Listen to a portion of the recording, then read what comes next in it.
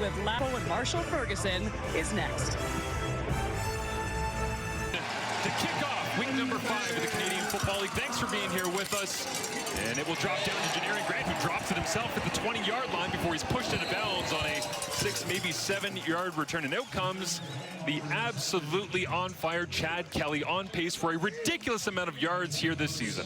Yeah, and in 3 games this season, 1,190 yards. He's 7 short of franchise best ever by Ricky Ray in 2017. And this is a player that the players love, believe in, expect to win every game he steps out there. For Lauren Arimalade in the lineup again as of last week, said basically just Chad makes them believe at all points because he'll throw it anywhere on the field at any time. He begins off balance by completing it to the outside, and a small gain looks like goes to DeMonte Coxie on the play as we get a look at the rest of the Argonauts starting offense. So a couple of changes with changes in the second. Peter Nicastro starts at right guard, and then our first start for Nick Piazza, and then Kevin Mattel's been unbelievable this season. The deep ball, second deep ball player in this system that they need, along with DeMonte Coxie. That with Dakota Shepley out of the lineup at right guard, so a shuffling up the deck after a back injury to the NFL veteran. Shepley, his flags fly here on second down. Kelly looks down the field and wants to rip it, throws it up for grabs. Tyler Common is down there, and did he hang on to it? No, it looks like Calgary ripped it away, but we'll sort out the penalty flag in the backfield first. Damon Webb has the rock for now. Usually when the quarterback leaves the pocket, you're going to get some type of holding call because the offensive lineman not sure where he is. We'll see what this penalty is. Damon Webb going up and high point in that interception. Great play. Chad Kelly leading the CFL in number of points at different receivers when he breaks the pocket. That's an unofficial statistic, but as soon as he breaks the pocket, he's trying to find anybody he possibly can. There's 2 penalties on the play, holding Toronto 61, illegal contact on the receiver. Calgary 35 will replay second down. So Brandon Kemp has the penalty go against him, and Delaney Robinson, the undrafted young Canadian, on the corner as well, and so it will remain Toronto possession. Yeah, very difficult penalty there for Delaney Robinson, in playing for an injured Adrian Green. Getting the start this year out of Regina, 6'3", 194-pounder. Game to start over Benjamin LaBrosse as well. He's the former 4th overall pick for the Stampeders, as Kelly already has to break the pocket twice and still stays looking down the field. This one sails high over the head of Common, incomplete. And it will be a 2-and-out officially after the penalty exchange back and forth. And so the punting unit with Haggerty hits the field early on for the Argonauts.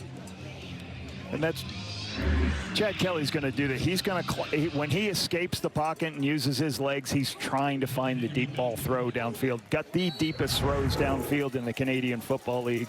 26 times they've thrown it downfield greater than 20 yards. Haggerty, the outstanding special teams player, knocks this one 61 yards down the field, and always dangerous is Tyreek McAllister, who's breaking free, runs back across Haggerty, but finally wrapped up and brought down after a long return and a 43-yard return. It looks like it was Jeremiah Ojo who finally fought back in, but McAllister down on the turf after that massive return. Good bounce outside, good block on the perimeter, but you have to have lower body strength, and you see the lower body strength breaking the tackle right there. That's all you need to get those huge gains. You want returners who just don't get touched and then fall down. Great lower body strength. See how healthy he is now. We're talking about a guy who's had 2 return touchdowns in 2 previous weeks. He's been sensational for them, but obviously very slow moving right now. Had a 90-yard punt return touchdown 1 week after returning a missed field goal, 120 yards. For talking this week, the thing that puts a smile on his face, 0 interceptions. Yeah. One of just only 2 players left in this CFL not throwing interceptions. VA digs in already on Toronto's side of the field and gets popped on the first play. Right away off the edge. It's Andrew Chatfield Jr. that got the hit in on him, but the Calgary Stampeders offense looks like this. Bakeen Coley gets the start, right tackle, after William Barnes is getting benched for not playing well enough. 12 starts at Purdue. And Dedrick Mills, the offense goes through this football player, right? How can they get him involved? He had 4 catches last week for 46 yards. He had his first career touchdown last week, but they got to get some run game going against this toughest run defense in the Canadian Football Football League. Yeah, he'll be tested immediately here with the short yardage package in. Vernon Adams Jr. to the sideline after a gain of 9.5. And so the Stampeders plunge to the left-hand side, pick up the first down. Lowest net yards last week, but it came in their first win. And as you said, with Vernon getting popped on that first play, he stands in, he's tough, and he makes throws like this pretty consistently, which is what Dave Dickinson loves to see. But you don't love to see your quarterback getting rocked like that. Andrew Chatfield's recovering, sees the zone read, recovers, gives a great shot. Great throw by Vernon to get, know you got pressure. I'm about to get hit, but still have the arm angle to move the football and get that completion. Almost wonder if VA didn't predetermine he was pulling it and then go, yikes, for first play. Wrong recovery when the end collapses and the recovers that fast. Absolutely. So Adams Jr. looks right, quick release, on target, and down the sideline. It's the leading receiver for the Calgary Stampeders. That is Brooks, making more and more plays with every opportunity he gets. This time, it's Eric Brooks for 24. Yeah, good throw out to the outside. Sees Brooks. No defender outside him. Just puts it on him. Locates the football. Get a nice first down on first down. We'll start with the pass game to start. Loosen up before they get Dedrick Mills going. Classic example of a guy that's a returner too, right, Lapo? And then just works his way in as a receiver more and more. Definitely proving the opportunity correct. As the Argonauts on their heels immediately, Cam Judge rolls backwards into free safety position, and they'll run it right down the rail. And the Toronto defense stands tall on first down as we look at their starting lineup. I keep talking about the best run defense in the league. It's because of this guy, Ralph Hawley. He's an immovable object in the middle of the line. And then a Darius Pickett tied for first in the CFL with 4 special teams tackles and is a dude at linebacker. All right. And James Caesar, rookie out of Southern Illinois, first in the team with defensive tackles, 16. He leads the CFL in 5 knockdowns. Looked really good on film last couple weeks. Vernon on second down. Quick throw, touchdown! Opening up the Stampede Bowl. It goes to Jalen Philpott for the major.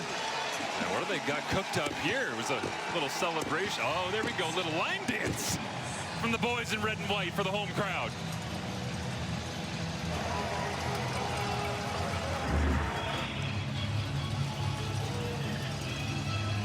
A little bit of pressure, good pickup. Get the ball out of your hands early.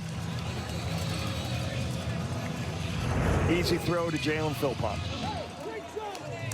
We just finished a game on Sunday night, the end of week 4, where we had a Philpott going crazy. Why not kick off week 5 on Thursday night with twin brother Jalen?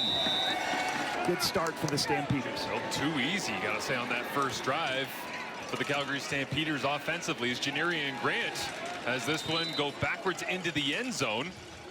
Lets it roll, and then we'll take the point for Calgary, so they tag another extra on the kickoff here as Chad Kelly looking to create some instant offense, already trailing by 8.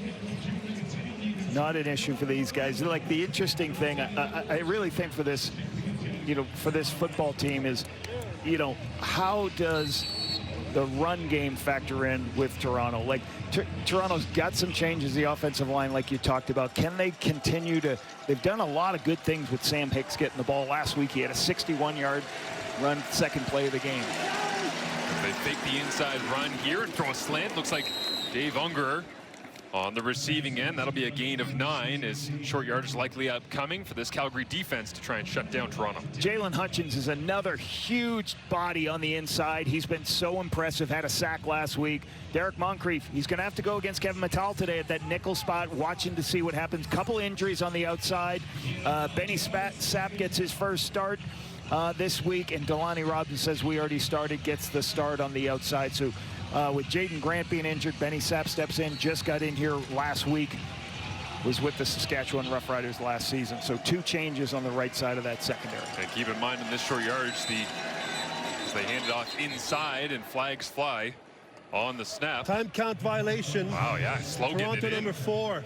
It's a 5-yard penalty. Will replay second down. Seemed like the personnel package was very slow getting off the sideline as we were talking through the Calgary defense there. And with the play clock changes, you've seen a couple of those this season with the teams trying to sort that out. And again, you got to get your personnel in if you want to do that short yardage quarterback sneak. You want the big bodies in to help protect the edges for the quarterbacks. You just got to do it a little faster. Back it up 5, 2nd and 6. Chad Kelly back on the field with the base offense, as the Argonauts have had 30-plus points in each of their first 3 games. Kelly pumps, look to check it down, and now sidearms it. Demonte Coxey running free at the 50 and across the 45. It's a first down for the double blue. A familiar connection from Kelly to Coxey for 24. When Chad came back, I said the thing that's going to help this offense the most is Chad's ability to use his legs. No contain on the outside. He just walks away and it says, listen, your coverage is not going to hold up long enough. Argos go quickly. Mackay Polk on the receiving end this time. Up near the first down marker, and Polk in some discomfort as well after taking the hit at the end of that one. Gain of 9.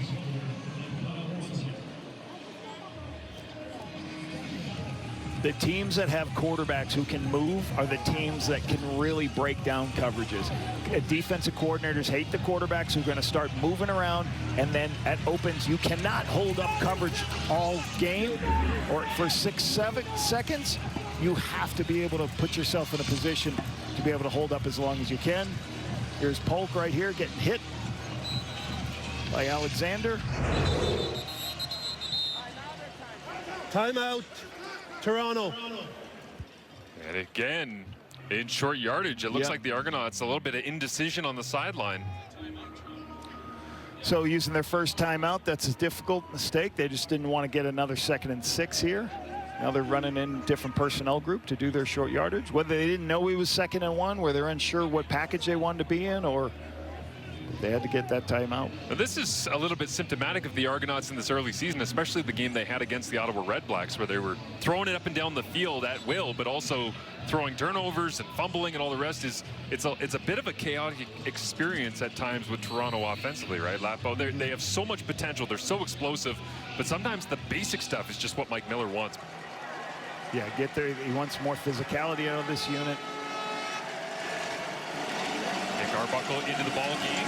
They handed it off to Isaiah Smith. Matchup with the Ticats, always central. Yeah, 7 games on the road. Now, I have a home game here at Saskatchewan. That was their home game in a win, but it's been, they're practicing at Guelph. They're doing that all the way through the World Cup. Living life on the road. And Kelly has been thrown for plenty of yardage as he completes another one to Dave Unger, just short of the sticks. Now, when you talk to some of the players and coaches, they actually really like Guelph. There's not a lot of traffic. They get to spend a lot of time together. Nobody's trying to leave early to beat traffic to go home. So there's a lot of guys around the facility. They're getting a lot of work together. And you talk to the coaches. They said it's been, we know we got a bunch of road games, but really enjoying being together in Guelph. It's a lovely town. Lovely. You ever been to Aramosa? You can go to Puslinch. There's all sorts of great spots around Guelph to go hang out with the boys. After practice is done, as Chad Kelly rolls to his left, another pass completed. And it is good for a first down. Sam Hicks out of the backfield, but you get the sense that Kelly's mental clock a little bit quicker here today with Dakota Shepley out of the lineup and a shuffling of the offensive line. Yeah, I just love the ability. Like Sam Hicks out of the backfield right here. He goes up, breaks out to the sideline, you just put Marquel Lee in a position where he just can't make the play because he's inside position. Nice, easy throw by Chad.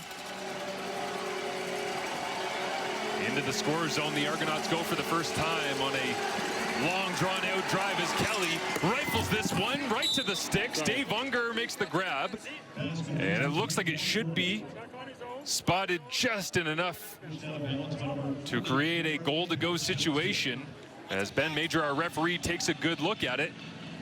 Stampeders got to find a way to, the ends can't give up contain. There's been too many in these 2 drives where there's no contain on the defensive ends.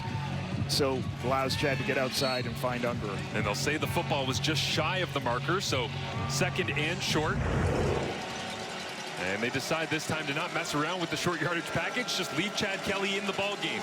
Bunch set to his left as Kelly looks right, rifles it, Mackay Polk. Touchdown Argonauts. What a great grab and seamless read from Chad Kelly. Pitch and catch for 6. Great recognition, understanding, hey, Mackay Polk's defender is 12 yards off, just like on the previous touchdown on the football field, and keep making plays with his legs. Great to see Tyreek McAllister back on the field. Looked like he might have just been winded on the big punt return that he had earlier As he was down injured this time, he runs into a crowd. Good coverage from the Toronto Argonauts coverage units led by special teams coordinator Mickey Donovan as Vernon Adams Jr. returns to the field here after a smooth start. 3 for 3, 40 yards and a touchdown already on the board for VA. Big part of this game is obviously Calgary's first in the Canadian Football League in protecting the football. Well, the Toronto Argonauts got the most takeaways in the CFL. That's a huge thing. What's going to happen today? Can VA continue to protect it, or is this Argonaut defense that's got 7 takeaways already this season, can they steal it and get their offense back on the field? Inside handoff, Dedrick Mills, the workhorse for the Stampeders, will pick up the gain of 3 yards on the play. 2nd and 7 upcoming.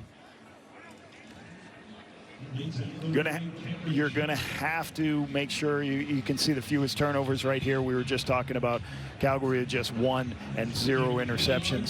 So that's how this model, they want to win here in Calgary. Protect the football, run the football, and when VA has to make some throws, make those throws. But it goes through running the football and protecting it.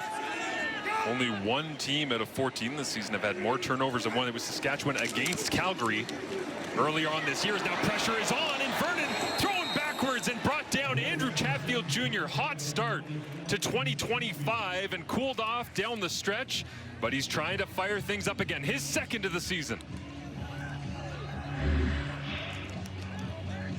Chatfield right here, you're going to see him coming up field. Little bit of a speed rush that then just bounces inside to a twist. Left guard is in a good position. Zach Williams misses the twist, gives Chatfield that easy lane to rush the quarterback, get the sack. Sometimes this week he told us that he's a little bit bigger, a little bit stronger. He's put the work in, but still feels as though he has the speed to get to the quarterback, certainly proving it right there as a late substitution for the Stampeders special teams unit. A little bit discombobulated, and now Janarian Grant will touch it after a 47-yard. So they're very excited. They arrived in their Western wear today, and of course you saw it, that first touchdown celebration. They had a little bit of a Stampede feel to it. Yeah, it was wonderful. Thank you, Brad. His completion here from Chad Kelly. Mackay Polk fighting through tacklers, but yeah, you can feel the energy in the pregame warm-ups a little bit different. These two teams, obviously plenty of connections in a 9-team league going after it, but you knew that they were going to set the tone early on, and plenty of physicality, especially from the Toronto receivers getting out. Quick checkdowns once again on the backside of their run game. And that's what Flower Elimelade said this week. He's like, we have to be better on first down. We have to manage Chad Kelly. He's gonna fake a run play and then flip it out to the wideouts. We've got to make sure our eyes are right and we can handle this RPO system and put ourselves in a position that we don't create first downs on first down, which, you know, Toronto is moving the ball very well at this point right now. By the way, as we see Delaney Robinson making his way to the sideline, so they'll shuffle the back end of that Calgary defense. But Florent Rimolade, when we asked him about kind of the weird Canadian things here on Canada Day weekend after all the fireworks went off last night, he said, Calgary traffic drives me insane. No wonder he left Toronto in free agency coming back to say, if Calgary traffic drives you crazy, Flo, I don't know, man. He said ketchup chips. Ketchup chips, yeah. Sour cream glazed donuts. He's a big fan of those. As Kelly looks over the top into double coverage. One hand ripped her to the sky. What an interception. It's Alexander plucked it out of the Stampede Bowl air.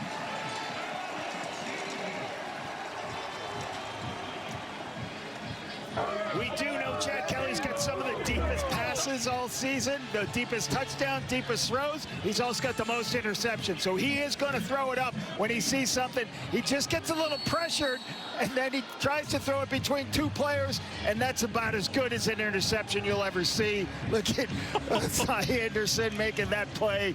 Unbelievable. Take a bow.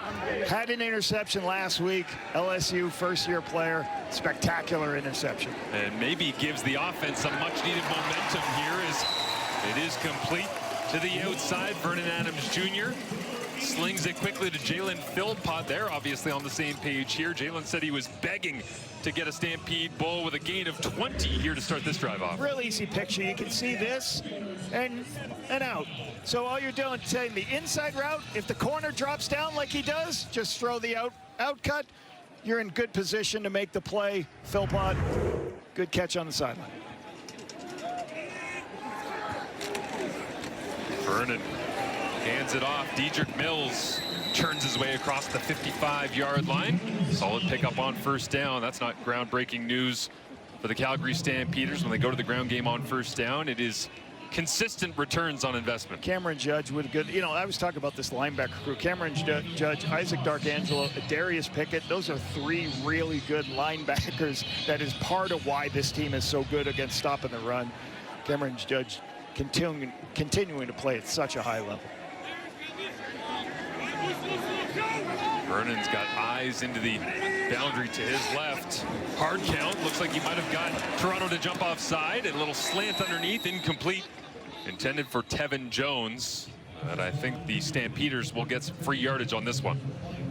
Benji Franklin with a nice play on that. We have offside against Toronto. It's a 5-yard penalty. It's still second down.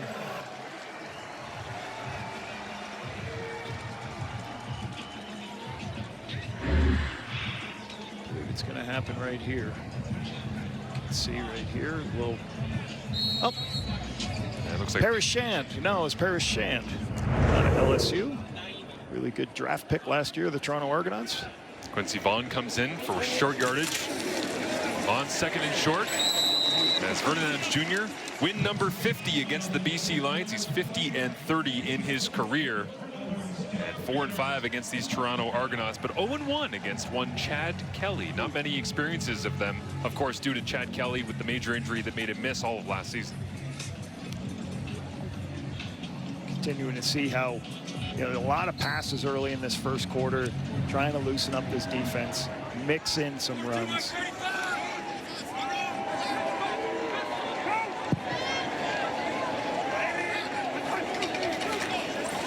Run fake. Adams looks to the backside, and it's 1-on-1. Clark Barnes makes the catch in front of Benji Franklin. They got the isolation, and Clark Barnes went to work here, Lapo. Great play action fake. You have max protection. You're looking downfield for the deep throw. You can see him, Vernon, start to look downfield, but there's nothing downfield.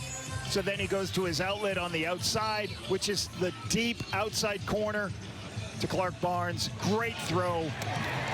Great location for the, you know, you want to get explosive plays, nice safe plays. Gain of 18 yards for the red and white here at home in the Stampede Bowl. Adams Jr. looks to the far left, comes back underneath, incomplete. And the Argonauts defense all over that one. The first incompletion. So they are behind the 8 ball. They don't get enough practice. Normally you get 3 days of practice to prepare for an opponent. Now who's coming in? The Toronto Argonauts, who had 1 more day to prepare than you. But also 2 brand new an offensive coordinator, defensive coordinator, new systems. They haven't played this team before, and John Huffnagel's in the building. So it's a lot harder for you to try to figure out what's happening on a short week, and real difficult. I think Milt Stegall might have just gotten beat by the Cat.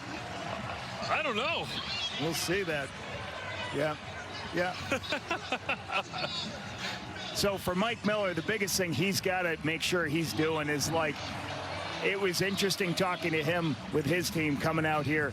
I had a long talk with him about the relationship with John Huffnagel, and he said some really good things about Huffnagel. It's just like 2 guys from Pittsburgh, because they're both from Pittsburgh. I've had the opportunity to be able to talk to one of the greats in the CFL on a weekly basis, on a daily basis. Game planning after practice was with him for training camp. Mike Miller just talked how great it was to have John Huffnagel with him and helping him as a young, as a first-time head coach, I would say. And classy of the Calgary Stampeders, of course, to honor Huff as well in that first quarter, as now Viego's hard count, and the finger pointing begins back and forth. Yep, little double cadence, a little bit of motion with the double cadence to try to get defenders moved. Then the offensive lineman's going to step back. So yeah, I was talking to Mike Miller about that, like, just the fact that Huffnagel's seen so many situations. 2 penalties on the play. Procedure, Calgary, number 55. Player misconduct, number 91, Toronto. We'll go up 5 yards, and we'll replay second down. And the misconduct being pointing and trying to convince the officials that there was I'm penalty not on sure the other what side. that was. Right. Yeah, so as we continue to talk about Coach Miller, the draft, Huffnagel was helping with the draft, was all over training camp, and just a sounding board for him on a daily basis. Isaac D'Arcangelo making the calls in the middle of that Argonauts defense as Vernon Adams Jr. goes to the left-hand side to Jean Brissett. The former Argonaut leaps to the end zone. Touchdown Stampeders. A gain of 20 and a major for the ex-Argo.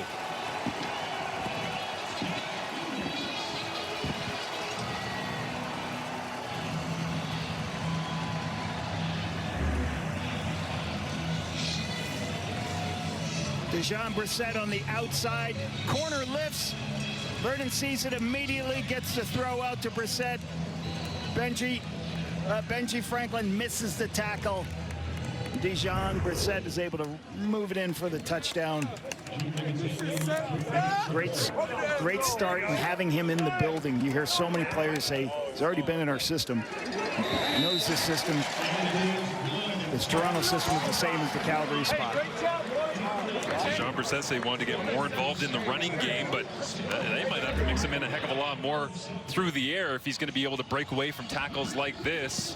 As VA in rhythm gets it into his hands, and no chance there for Benji Franklin as the big body Brissett, former 2nd overall pick out of the University of Virginia, made easy work of finding the end zone. Yeah, obviously he had a career year last year with the Toronto Argonauts. Was a great player to bring back into the building. And I interviewed Jalen Philpott a couple weeks ago. He just said it's great to have Dejan as a veteran guy with 6 years, as you said, in the building to help us and help grow this receiver room. And he knows big games as well, rivalry games, you know, Stampede Bowl, these kind of moments, because I asked him about the big Labor Day catch he made for the Toronto Argonauts against Hamilton last year. Last play of the game, right? Yeah. It was crazy, and he said, yeah, the big smile kind of came across his face, and then he started saying, sometimes I see it on social media, and you know, whenever I'm watching television, it pops up, and I get these nice memories of my great times in Toronto. But he is loving his time early on here in Calgary, fully accepted by the locker room as a veteran leader. Bit of a different role for him that he's grown into from his time the last couple of years in the CFL, but certainly embracing it at this point. 7 plays, 76 yards, 3.5 minutes. And once again, the Toronto Argonauts are chasing 15-7. The Stampeders lead as Isaiah Smith catches that one that was squibbed right down the middle away from Janarian Grant. Don't want nothing to do with that guy. A little bit of sometimes you don't have faith. The return guy, the guys on kickoff are going to be mad, especially teams coordinator Mickey Vaughn. I want you to kick to him, and we're going to go tackle him. Is some of those guys in a meeting going to say, give us a chance to go tackle that great player? And this is where Isaiah Smith and Janarian Grant start talking it over and going, okay, if they do that again, you want to do the old lateral thing? You want to get it in my hands no matter what? Let's figure this out. If that's their approach, we'll see how the Argonauts handle that going forward. As Kelly hands it off to the outside, it is Hicks. And a wall of Stampeders defenders are there. Derek Moncrief finishes it off. Markel Lee right there as well. The middle linebacker swarming to the football. You have all these players here trying to help, but the penetration is what gets you on the outside. As you try to bounce it out here, you're just not in a position to make the play. Markel Lee's right there. Knock the backfield, a loss in the backfield to make it a 2nd and 14. Kelly digs in with 4 receivers to his right. Chad stands in and too long. Down he goes. And was it Hutchings or Peterson that got there first? Looks like Peterson, the 2nd-year CFLer out of the University of Central Florida.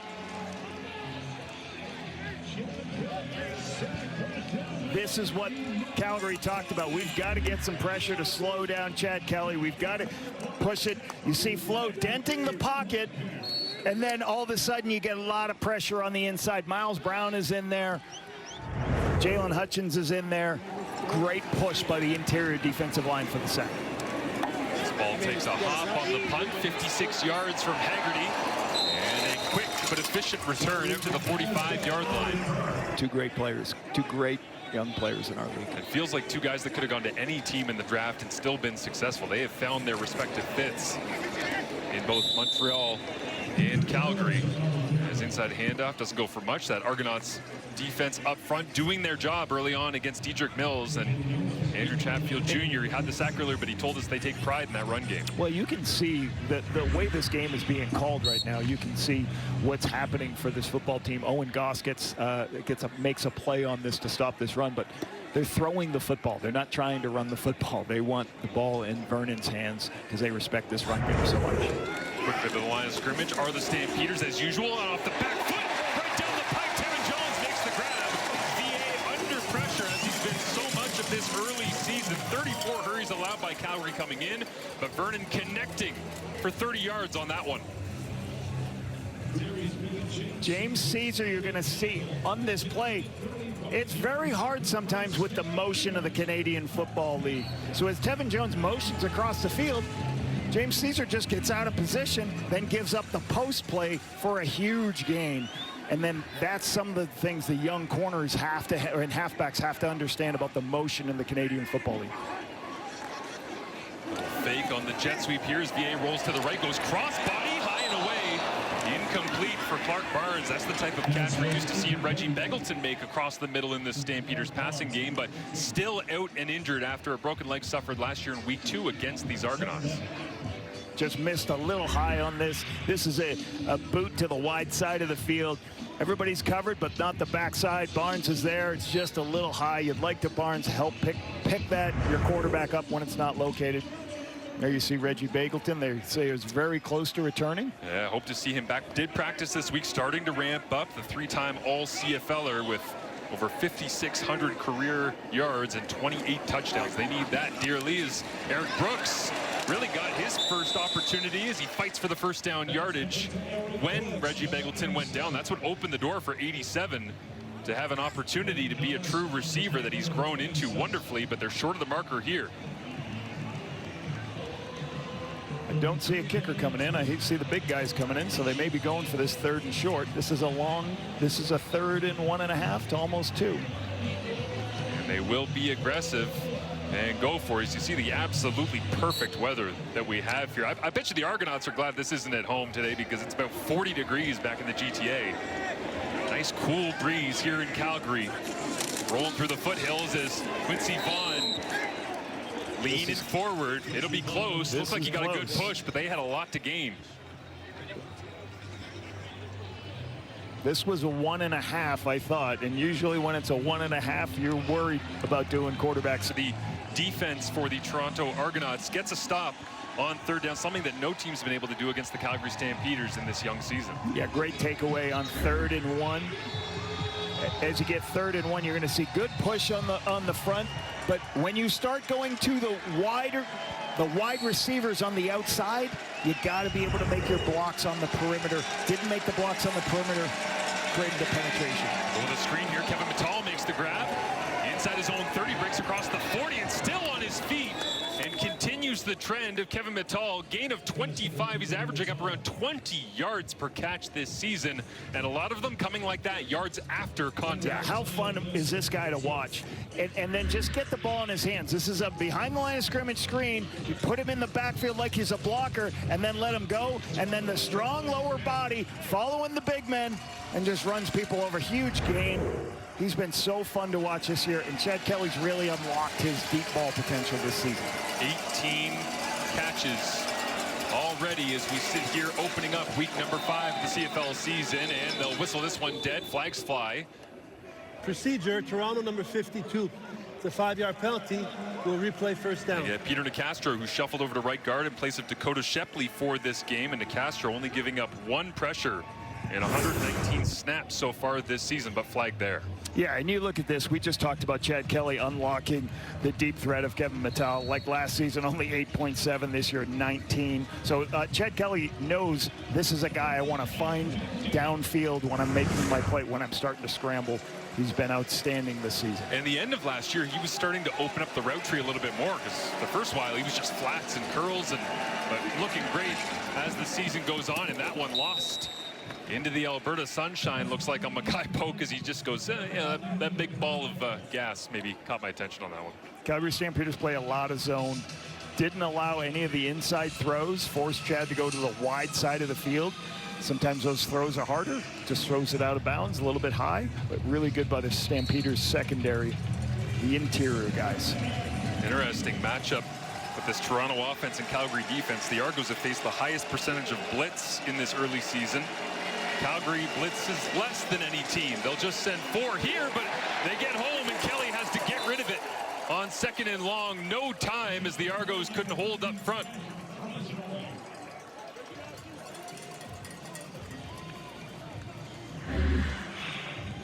Clarence Hicks ISO'd on the outside. Watch him with a jump inside, makes an inside move, and that forces Kelly off his spot. Got to get the ball out of his hands. Charles Wiley's right there, but a great inside speed move on the tackle. Tag, another quarterback pressure on for Clarence Hicks. 12 of them coming into tonight. 3rd in the CFL and tops for the Calgary Stampeders as McAllister watches this one hop over his head, but it sits right at the 5-yard line. Wonderful punt from Haggerty. In his time in Toronto, how that helped him coming to a new team. He did say that's something I do pride myself on. And he even told us, guys, it doesn't matter who's back there. It could be my niece throwing the ball to me. I have to know where I have to be. I know my route and how to get open. Yeah, good stuff as the Stampeders will snap it from their own 3-yard line. They've only had 3 snaps inside their own 10 so far in this young season. Of course, it was a penalty against Calgary that backed them up as we were going to break just a moment ago. So they will have to play from deep inside their own, and never easy here, Lapo. Yeah, and there's a couple of things happen situationally. Is your right tackle, Coley, who's getting his first start, the goalpost is right next to him as they move the hashes. So when he gets to set up in his pass protection, he's got to be careful. The goalpost, you got to be careful if you take a drop, you can't throw to the right because of the goalpost. You got to be real cautious on where the ball goes when you're backed up in these situations. Long shadows here as the afternoon turns to evening, and I think VA's hard count worked, and so he'll take a shot over the top and just missed. Running down the rail, Jalen Philpott. But did they squeeze a free 5 and another opportunity free of those uprights? Yeah, and I love this call here. And this is a situational football thing. You do a hard count when you're backed up inside the 5 or 3 because it's half the distance. So you get everything in the gain on your, if the defense jumps, but you only lose a yard or 2. If you're at the 1-yard line, there's no penalty. So you always practice this with your team of going hard count when you're backed up, try to get a freebie. Low risk, high reward. Did it pay off? Ben Major, again, our referee, is Dave Dickinson. Already lining up the next call, working in concert with Pat Delmonico. And Vernon certainly looks like he's ready to go. There's 2 penalties on the play, offside. 95 Toronto, and we have holding 67 Calgary. We'll go back half the distance. We'll replay 2nd down. So Kongbo jumps off on the right-hand side there, Lapo, but another call against Calgary. Yeah, left guard Zach Williams gets the holding call right here. You can see his hand and bringing the defender down.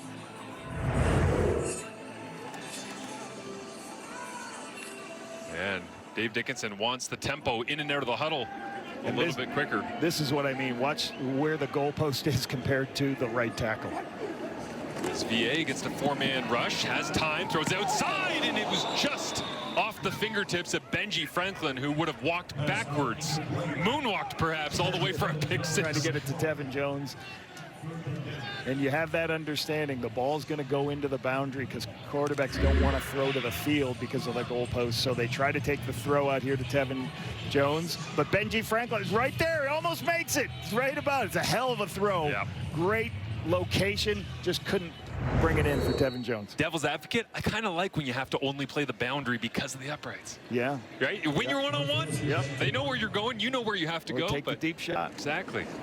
Gamesmanship, no matter what the physical geography of the layout is, as this one skips for the Calgary Stampeders, and Jarian Grant will not get a chance to return it. That will make the Calgary special teams unit happy as it ends up being 59 yards. And Marshall, so much of this game has been removed. When teams, the rule change where after you kick a field goal, you can take the ball at the 40-yard line. So many teams do that nowadays. So the game isn't played as backed up as many. You don't have that many backed up opportunities.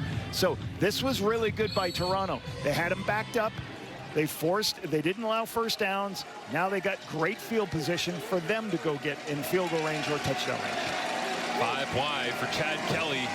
Inside, Mackay Pope makes the grab. First down, Toronto on first down and into Calgary territory as we see Chad Kelly just churning out yardage this year in a way that we haven't seen in a long time. Look at those people he's in front of at this point. That's some amazing players in the Canadian Football League. Doug Flutie, Kent Austin, Calvillo. So he's on task. And I know Mike Miller talks about running the football. The offense goes through this guy right here. They're going to run it occasionally, but they're going to put the ball in this player's hand. The running game resurgence for the Argonauts has been great this year, but yeah, it certainly does go through the right hand and arm of Chad Kelly, as this time stacked up and turned around is Hicks. As Hicks on Hicks, the battle there. We teed up off the front of this ball game, just a gain of 2 yards. Yep, Clarence Hicks coming off his defensive end spot, making a nice stop there, forcing a 2nd and long. There is Doug Flutie on the wall of honor. The guy wasn't bad for Natick, Massachusetts. Used to watch him growing up as a kid.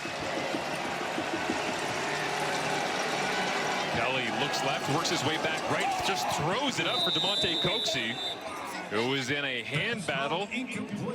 One-on-one on the outside with Anthony Johnson. It falls incomplete. As Coxie gets a laugh about that one. Yeah, sometimes it's hard with Johnson here. In a full back pedal the whole time, then he's in a position where he's deeper. Coxie can't get in a position. I think they're going to try to get a challenge flag coming when you watch that hand placement. You know, the people upstairs in the booth, when we see this angle, they're going to see the same thing. They're going to tell, hey, should we challenge here? And I think that's the message Mike Miller got from upstairs. Toronto is challenging the previous play. They believe there should have been a penalty for pass interference. The play will be reviewed. So they'll take a look at it with 4:05 remaining in this first half.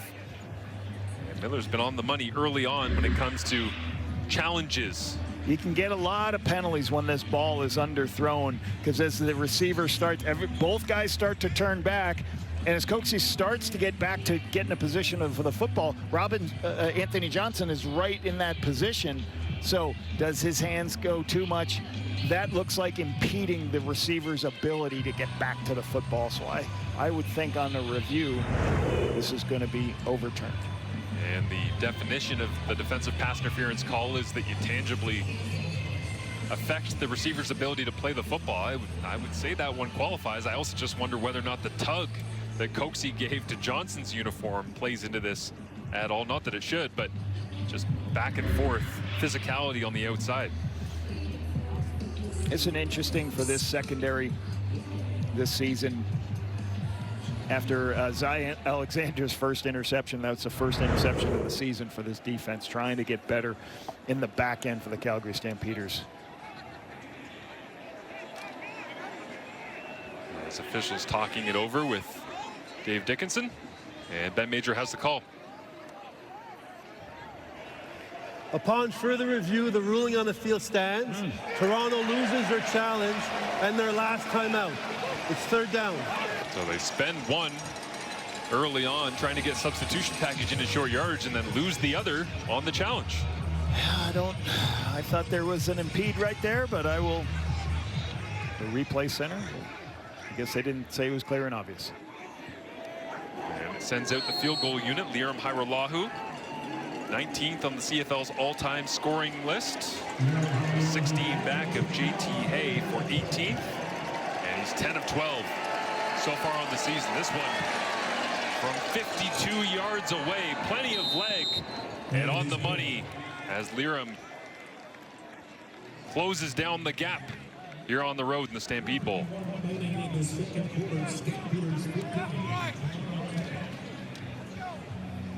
Get ready for a new season of breathtaking spectacle, a shocking betrayal and explosive drama. HBO's House of the Dragon, streamed now only on Crave.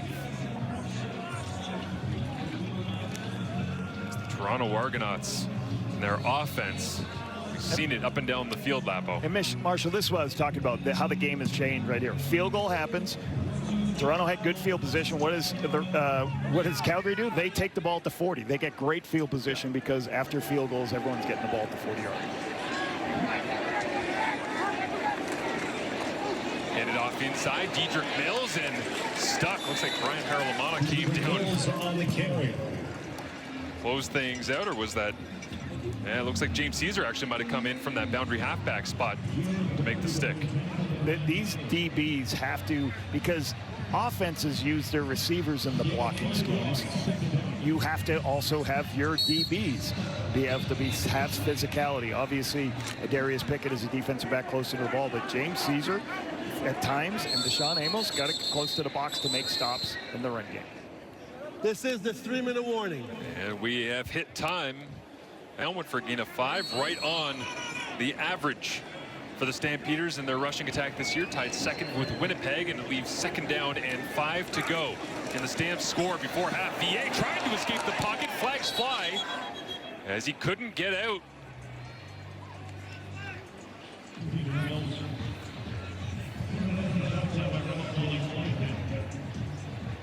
Illegal contact on a receiver, Toronto number 26.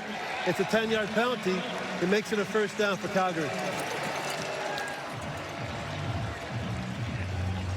The call goes against Brian Haralamana, but 8 scrambles on the season coming in.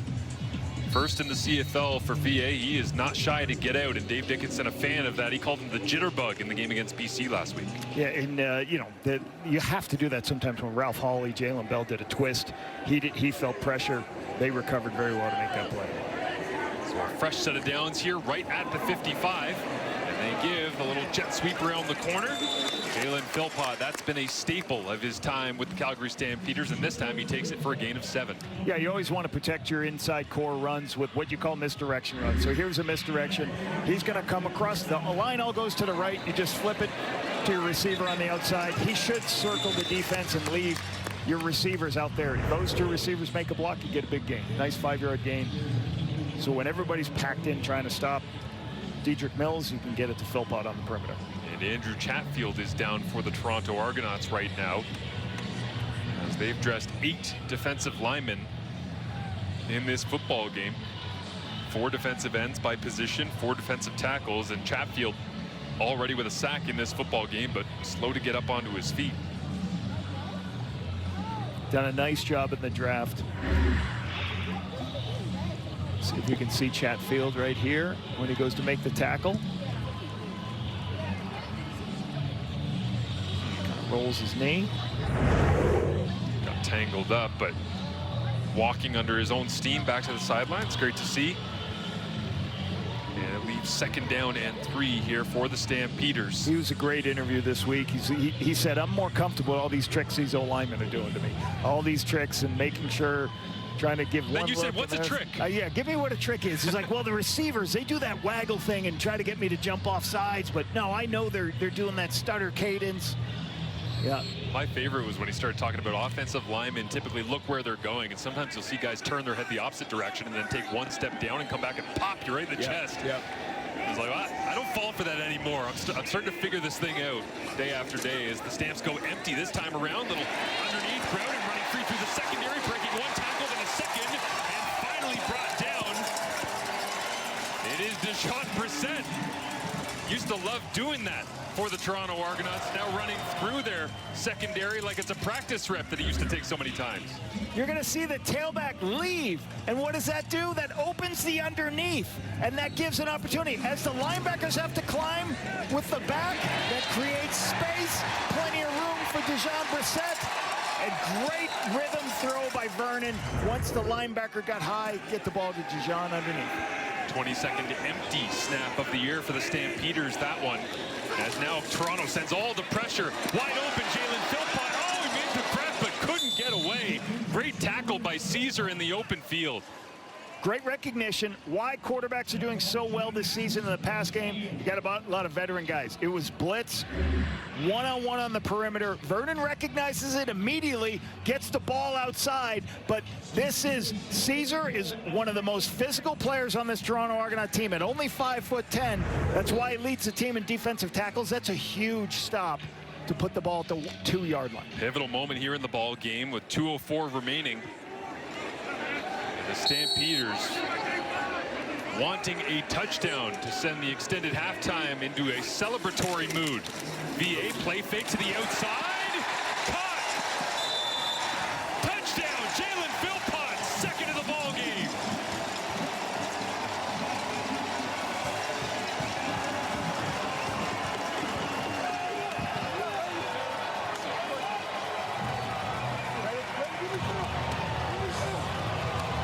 This is a beautiful catch. Pretty pictures by the receiver, Jalen Philpott. It's a little bit of a rough play, but watch how he has to leave his feet to make this catch and controls the football. Unbelievable catch by Jalen. Great concentration on the ball that was a little bit too far for him. Might have been the second effort that got that one done. Ball rolling around. Not sure he had complete control the first time, but popped it back across the goal line, and it counts. And Jalen immediately started to track down twin brother Tyson in the touchdown category. You can see how much the Calgary Stampeders respect the run game. The run defense, I should say, the Toronto Argonauts. It's 2nd and 2 from the 2. You got 2 runs possibly. Nope, we're going to throw the football here. Going to do a little rub play versus man, get Jalen the ball. Jalen picks him up with an amazing catch. And a 22-10 advantage. The largest lead of the season, by the way, last week was when Calgary went up by 21 against the BC Lions. Not quite there, but they are certainly in control of this first half as Vernon Adams Jr. playing with a high level of confidence after taking down his old team. Although Dave Dickinson did kind of laugh with us this week. He's like, it's nice for VA to get that victory against the BC Lions because they decided to trade him away. But he's like, Vernon's got like 5 old teams. Yeah. He plays against an old team basically every time we take the field. Long enough, it's going to happen. Yeah, exactly. He's bounced around, but he's found a home here in Calgary, and they've signed him to an extension as well as the Argonauts wait to get the football back. And Chad Kelly, you know, always dangerous, will be very interested in trying to tighten down the gap before half. Ball on the tee. And will they kick it to Grant? No, they decide to go over the head, bouncing off his hands and into the end zone of Isaiah Smith. And now Smith tackled inside the 10 on a special teams faux pas right there. So going away from Grant works wonders for the Stampeders. Part of the success of this game so far has been the combination of a number that obviously Calgary's keeping this high-powered offense off the field. And now this special teams mistake is going to back them up. They got to go 100 yards right before the half to get a touchdown. But hats off to Calgary's offense to keep this high-powered offense off the field. Jesu Wyoming Ojitalayo, the rookie out of Wilfrid Laurier, makes the special teams tackle. And now Chad Kelly gets to Mackay Polk, who, if he stayed on his feet and kept his momentum, might have been free for an even bigger gain. But a 5th catch from Mackay Polk immediately gives breathing room to the Argos, and they'll go tempo.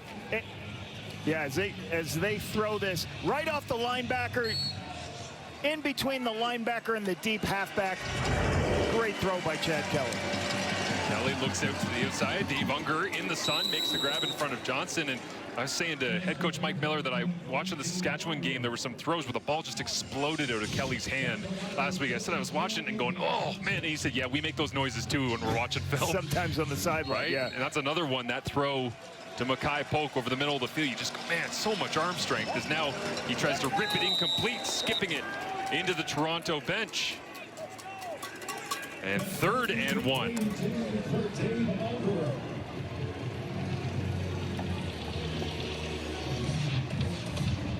So what do you do here if you're managing the game for Mike Miller? Offense stays on.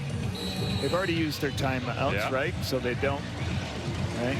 So they got plenty of time left, though. You can run the ball right here to get this first down and get back up in tempo. Would be a great time for... Nope, went empty. Tyler Common to get involved in the fray as they go 4-by-2, and Kelly's going to try to get it with his legs right up the middle. And Kelly free to slide his way down at the 45-yard line. So move the sticks on 3rd and 1. He got that and plenty more. So intelligent by Chad, recognizing, hey, as the box clears out, when there's only 4 rushers, they get upfield, nobody in the middle of the field. I'm going to go ahead and run it, get the first down. Nice play there, recognizing the middle of the field's wide open. Gain of 17 yards and their longest of the ball game, regardless of position. It comes from the quarterback. Kelly looks right, resets his feet, completes to DeMonte Coxie. And Coxie turns down the sideline, turns on the Jets, and gets brought down at the 7-yard line. Delaney Robinson doesn't make the tackle the first time as Coxie goes in here. He's trying to get it inside. He has to throw it on the outside. You see Robinson in his first start, you miss this tackle, and that creates the huge gain up the sideline for 39 yards. Chad Kelly got popped. I'm not sure how he got any strength to get it out to Coxie on this one as Clarence Hicks came free around the corner. Got his throwing hand caught up, but somehow zipped it out to Coxie, who gets them down to the 7. Blitz on from the Stampeders. Underneath and dropped. Mackay Polk couldn't hang on. Coverage there from the free safety, Damon Webb. Stampeders is saying, hey, you know what? You hit a couple of plays versus in zone. We're going to change it up close to the goal line. They bring everybody. They bring the house. Chad recognizes it, puts it on Mackay Polk. It just, whether it's the sun or whatever, he's got to look that ball into his hands for the touchdown. Chad Kelly already over 200 yards passing, on pace for what he's been doing this year. Which seems crazy to say because we showed you early how high that pace is. As Kelly looks left then right, back left, now pumps and walks it in. You can take away all 5-6 receivers, but at some point, Calgary's defense is going to have to deal with the legs of Chad Kelly. A little bit different celebration right there. So the difference is sometimes you want to cover all the receivers, and they do that. You can even see Lee is man-to-man on the back, but there's nobody left for the quarterback. When you play some of these matchup man coverages, you're going to be in a position where if you have a mobile quarterback, he's going to make you pay when everybody's covered. You either got to spy him or don't do that, or try to mix up or bring some pressure. Going for their first 2-point conversion attempt of the season here are the Toronto Argonauts.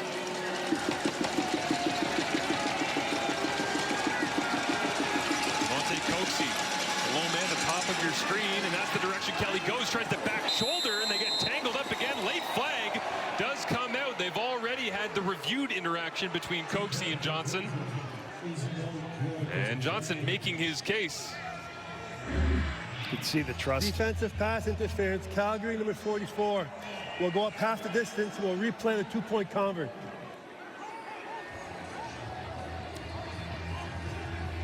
Oh, it got quick 6. Quick 6. Felt that was less of pass interference than the last one, but I will. Sorry, quick. Quick 6, you okay? It's not, what a gamer. That's a football horse right there. It's a calm, cool, collected horse. He didn't even flinch.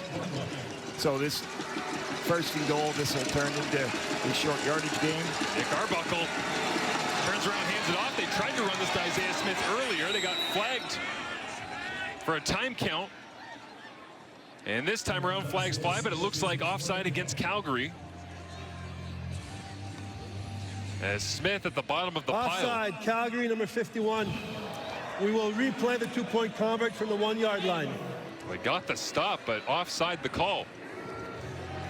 Just such a brutal penalty here when you're trying your hardest to get the stop, and you just have to have the understanding. You cannot put your hand there when you know where the ball is when it's on the 1-yard line. You have the white paint to tell you where to stay on side.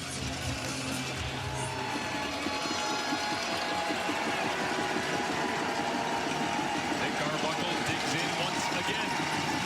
Left-hand side, and the veteran, who was the Argonauts' MOP nominee last season. Hard to believe when you think about Chad Kelly just walking into the room and being the starter, but relegated to short yardage quarterback for now. But Nick Arbuckle doing the work at short yardage here with 32 seconds remaining in the half. This is a huge response on the road for the Toronto Argonauts on a drive that started at their 10-yard line to be able to go the length of the field for this score.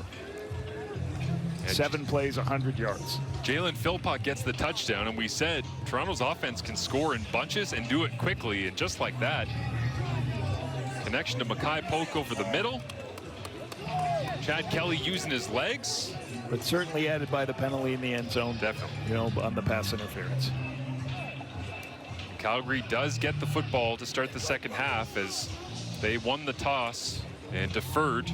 Toronto took the football, and Stampeders will have their decision to make, but expect them to take the rock as Dave Dickinson perhaps wishing the end of half execution at a bit of a higher level here more than a month in. As Ludovic Choquette stands back, ready to return in the dwindling sun of McMahon Stadium. Calgary coming home after the big win on the road in Kelowna against the BC Lions last week. A sidewinder this time will drop down into the waiting arms of Tyrese McAllister. And special teams coverage supplied there once again by Jeremiah Ojo, the Montreal Caravan product. As Vernon Adams Jr., 12 of 15. We'll take it. 80% completion, 3 touchdowns, 0 interceptions again. And they got about 27 seconds, so you got plenty of time to get within field goal range. Just need a couple passes. Put yourself in a position to get 3 more points right before the half. Isn't it ridiculous, though, Lap, the way the start of the season has gone? We see a guy with 191 yards and 3 incompletions, and we're like, okay. that's normal. Just on par. That's fine. Depth of the quarterbacks. Right? Right now. VA works the boundary, complete. Down the sideline, Tevin Jones. He's going to get them into field goal range and maybe more to end the first half in a foot race. And touchdown, Stampeders. 1 pass, 1 completion, 1 touchdown. Vernon Adams Jr. to Tevin Jones for 73 yards.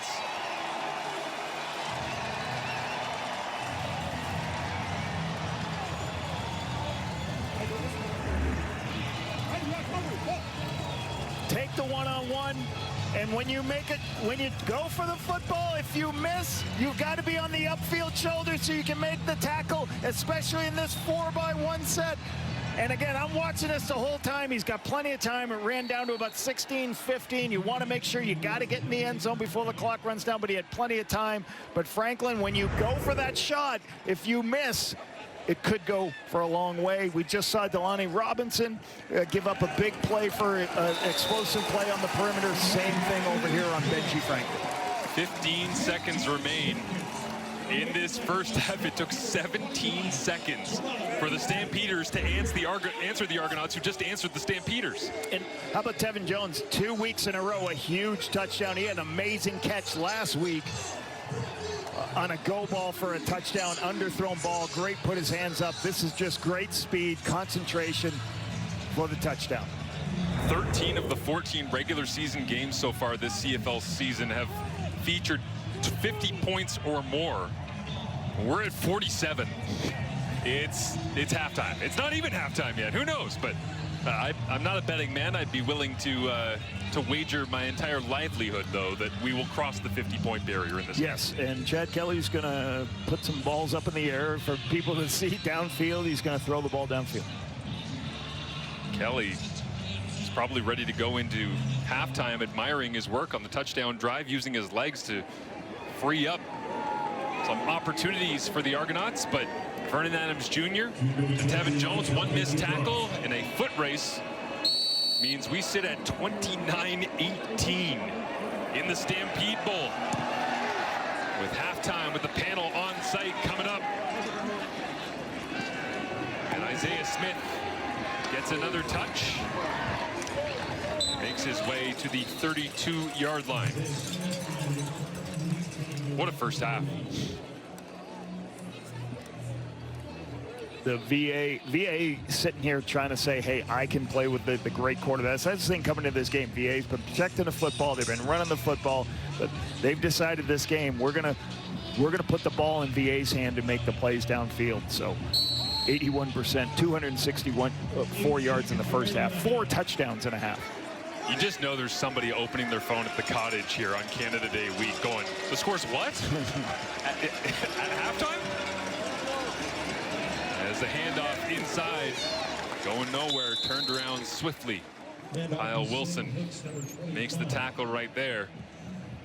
And points aplenty available. And the question now becomes for these defenses going into halftime, what adjustments can you make when the quarterbacks are playing like this and the receivers are just running free, it seems like, all over the place? Yeah, and we'll see. Toronto's just going to take a knee. Regroup. Kelly kneels it out. 29-8 third quarter, and a big first half, of course, for Vernon Adams Jr. As we spoke about those 4 touchdown passes, and he made it look easy. That might be the scary part. We'll see what he has in store here for the second half as Tyreek McAllister gets the first touch for the home Stamps and crosses the 30 before getting a nice big pop on special teams. That's Cam Judge. Yeah, one of your outstanding Canadians as we get a look at Vernon Adams Jr. and his 4-pack of passing touchdowns from that first half. Quick throw, good movement in the pocket, putting a good start out in the red zone. Couple of good red zone touchdowns here. Moving the ball all the way. You got 3 of them inside the 10-yard line, and then this shot right before the half.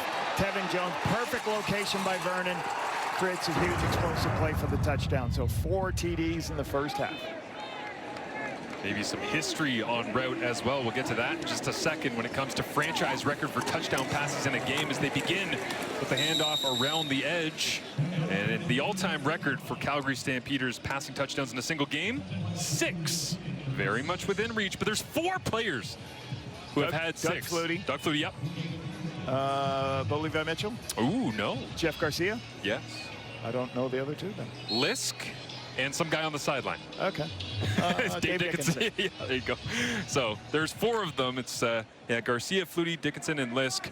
And amazing to think that Dickinson might be helping to engineer a game in which, in the Stampede Bowl no less, the VA could break that. Plenty of ground to cover before we get there, but historical note as inside, nice dive that time, second effort on the check down from Dedrick Mills to get the first down yardage. And here's my thoughts of you talk about the chess match. For Toronto defensively, if you look at the stats in this first half, second down stops, which they just converted again, Calgary's offense.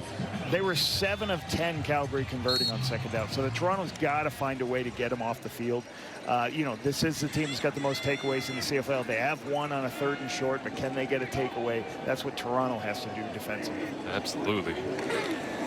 Inside handoff here. Mills bounces it off, and nice tackle. Otherwise, more damage would have been done. Benji Franklin brought down Dedrick Mills, but his longest run of the ball game, and that one goes for 9. Yeah, he hasn't been, you know, really haven't featured the run game as much, given respect to how well the defensive line and the linebackers have played this season. But as this game goes on, they're going to try to wear them out and get Dedrick Mills involved. You got to love the slow-mo that time of Dante Demery, the left tackle, kind of in a hand battle with Andrew Chatfield, just kind of going, turning around it. Dedrick, where are you, man? You're busting through the line yet? It's a nice patient run, but took a minute. Got there for 9. Now can he go get the first down? Who swung around the edge that time to tackle him behind the line of scrimmage? And Darius Pickett, the party starter. So when you bring all these extra people in to help block, you got to get receiver help. We talk about it sometimes. And a Darius Pickett, that's that strong side linebacker, you're going to see him show up in the screen. Jones has got to get a piece of him. He doesn't. He lets him beat him clean. And that's the short yardage stop you're going to get. You've got to protect your edges. Tevin Jones has got to be in there. Greg Quick's defense makes a huge stop here. We talked about it. You got to get some stops on second down. That's a huge stop. Massive effort from Darius Pickett. Tevin Jones left the door open just enough. And so Janarian Grant, inside his own 10-yard line, will receive the 52-yard punt and step out. It hasn't been an issue. 3 carries, 2 yards. Damage being done in other ways here tonight as Kelly looks to throw, checks it down, and on cue there is Hicks out of the backfield.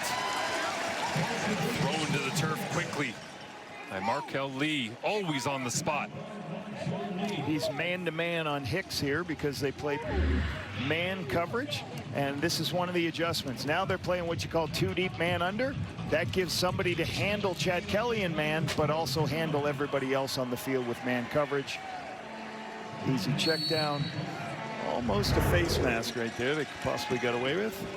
As Haggerty boots this one away, beautiful spiraling kick as there were 2 returners back and they picked Tyreek McAllister to receive it. He does, and it looks like Isaac Darkangelo down there on special teams. So you're starting middle linebacker all over it as well. As 64-yard against the Netherlands in the FIFA World Cup. As Vernon Adams Jr. looks to throw, gets hit down low as he releases it and kicked out of the air, then caught. Tevin Jones caught it off the bounce. The ricochet from Benji Franklin. This I thought when the ball came out of the hands, I thought Benji Franklin undercut it enough to be able to make the play, but it was just a little bit high. This is a deep crossing route that's very hard for the corner to chase all the way across the field. But he undercuts it, and he's just in a good position. He just can't get the other hand up to make the interception. Just a great throw by Vernon and a great recovery by Tevin Jones. And Mickey Donovan, the special teams coordinator for the Argonauts in the background, is everyone watching at home going, nice play. Oh, no! Caught it on the run. You can't simulate that in practice, just natural ball skills. As Vernon Adams Jr. goes over 300 yards and now goes for even more. Down the sideline, drops it in, Clark Barnes, touchdown! Vernon Adams Jr. has 5.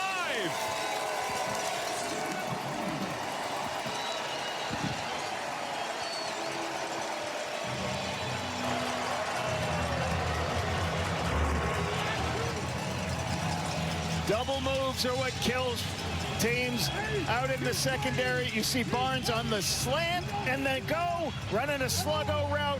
Gets McFadden to bite on the inside move. Wide open. All you have to do is spot that ball for Vernon's 5th touchdown of the night. They came out tonight and they said, we are going to throw the football to win this football game. And poetry in motion, poetry in storytelling as well. Because Vernon Adams Jr. only matchup was Vernon Adams. He might double the number on his chain there, his uniform number, by the time this thing is all said and done. And just like the start of the first half, start of the second felt smooth and easy for the Calgary Stampeders offense as they hammer it low once again at Isaiah Smith. And the coverage unit right there from the Calgary Stampeders. Looks like Godfrey Onyeka was down amongst the tacklers to make the play, and Chad Kelly comes back now trailing 36-18, and there's got to be a part of Chad that's going, I'm not playing all that poorly, but I'm getting doubled up by Vernon Adams Jr. right now. Well, and they're, you know, the Calgary's executing, staying on the field and making. That last drive was a 45-yard play and a 33-yard play. So 2 explosive football plays, and that's how it leads to scores. Explosive plays in the Canadian football. Kelly looks left the whole way, pressure's on, but he somehow dances away and tries to use his legs once again. Field opens up and Chad slides down as Marco Lee completes the play. And Kelly up a little bit gingerly. But a gain of 13. Good pressure. Hicks making an inside move, but good spot. Kelly climbs, gets the yardage for the push the ball for first.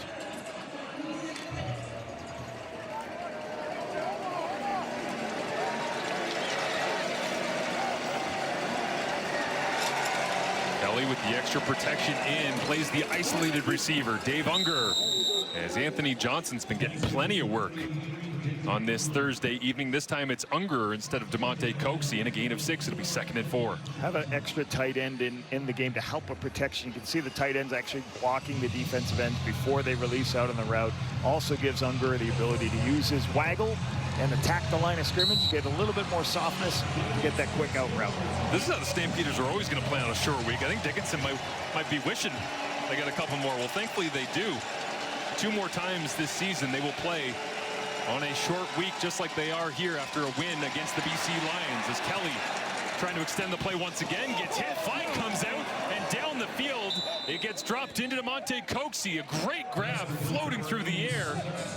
And Kelly got hit in the backfield as well. I think Clarence Hicks was the one that tracked him down as Chad introduces himself. Flo Arimolade talked about this, about the ability. Major foul, roughing the passer. Of Chad Kelly. We'll go up. This throw's amazing.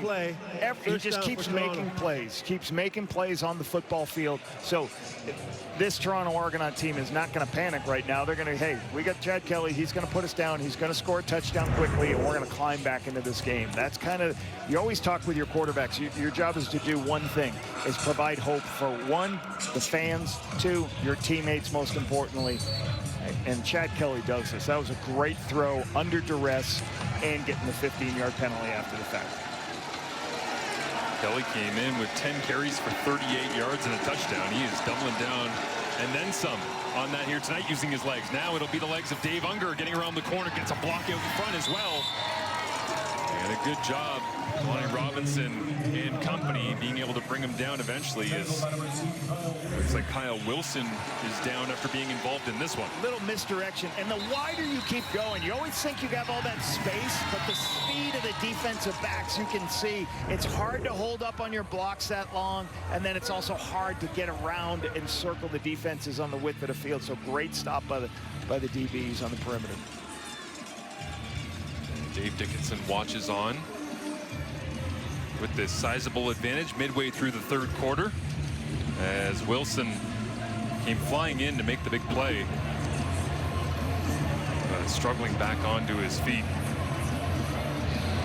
And so from the 8, Chad looks to the right, has to escape once again and rips this one near the 5-yard line. And finally we get a chance to say Tyler Common's name as the Emporia State standout makes a grab.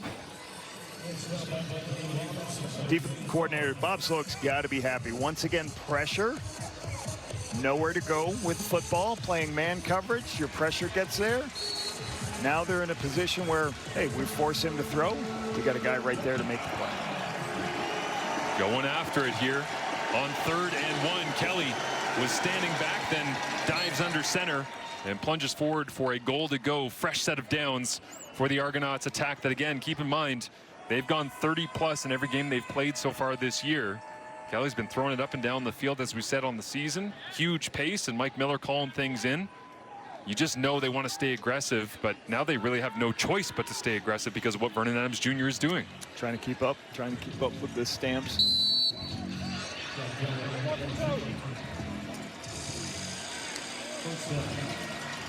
So from the 3-yard line, Kelly buckles up the helmet after taking a bit of a whap in short yardage.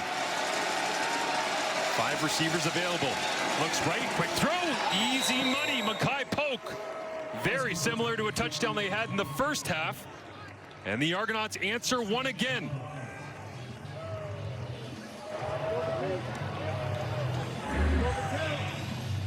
Option route. Mackay Polk goes up and just inside Damon Webb in the space in the zone, sits down in the zone. Chad knew he was going to break in the whole time. Easy throw, good positioning by Mackay Polk, recognizing the zone and just sitting in the dead spot so Chad could get him the ball. Going back to the 2-point well, here they will for the conversion.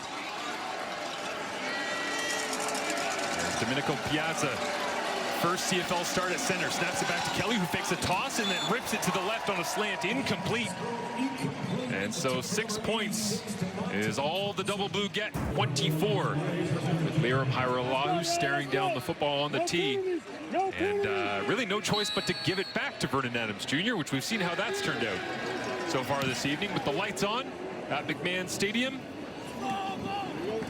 could he make his way even higher up into the franchise history books? As Tyreek McAllister turns it out to the 35-yard line. Ben Major, the referee, whistles it in. He goes back to work after Chad Kelly has a 7-play, 79-yard touchdown drive to Mackay Polk over 4 minutes. They'll begin with an easy screen pass. And underneath, it's Dietrich Mills, puts the shoulder down and runs through a pair of tacklers. Dietrich Mills last week had 4 catches, over 46 yards, his first career touchdown. This is a nice screen pass. As you see the lineman, you're going to see the lineman pull out as we go ahead and run this. And he's just going to pretend he's going to chip. And then you can see the lineman. His job is to get inside the lineman and get north-south as they go to kick out. Good lane, good blocking by the front side lineman. Give him an easy opportunity. See Backney Colney getting his first start. He does a good job kicking out. Yeah, Christina Canu right there. Good stuff. Yeah, Cameron Judge caught some of the shrapnel of that collision from Dietrich Mills running through tacklers. So the training staff taking a look at him as Dietrich Mills, 8 carries for 29 yards, a long of just 9. Though when you factor in a long of 11 and a couple of catches, he's starting to add up in the combined scrimmage yardage here this evening. And here's a look at Cameron Judge. You'll see him just on the right-hand side there, Lapo. Oh, lowered the shoulder. Helmet to helmet right there.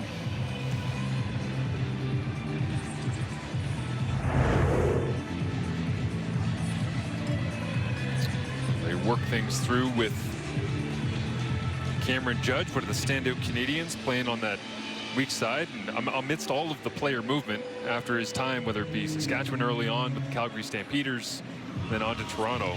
Just a super productive and reliable player who also is featured on special teams, as we've seen here tonight. Yeah, and I had a talk with him before the game and talked about, like, kind of interesting, like the will linebacker on this team, the weak side linebacker and the strong side linebacker both played at UCLA. Darius Pick and Cameron Judge got to play together in college, and it's pretty neat that they're, you know, now at this level playing together too. A couple of younger players in the mix as well in that linebacking core as Judge onto his feet, which is great to see. But Derek Sluka, who was the standout free safety last year, moving in behind to Darius Pickett. He's a bit of a depth player at that nickel or extra linebacker defensive back. And then Darius McKenzie of the South Alabama, Ottawa native, taken in the 3rd round this year by the Argonauts, also active for this football game, as Judge, with the assistance of the training staff, will head to the tent and get a look. Here you see Sluka on the sideline. Sluka had 2 huge against Ottawa. Missed, he had 2 huge returns last year. Untouchable that night. As Vernon stretch run to the outside, trying to run their track in an attempted stiff arm, but Isaac Darkangelo wasn't having any of that. Gain of 4 on the play, but bit of a different look that time up front from the Stamps. Yeah, if you watch Isaac Darkangelo, he just runs right to the sideline. See, recognize this an outside zone play, and there's no opportunity to cut back, and he's right there to make the stop. Does a great job of running this down to the sideline. And thanks to the work of Darkangelo, they bump it back to just a gain of 3, so 2nd and 7.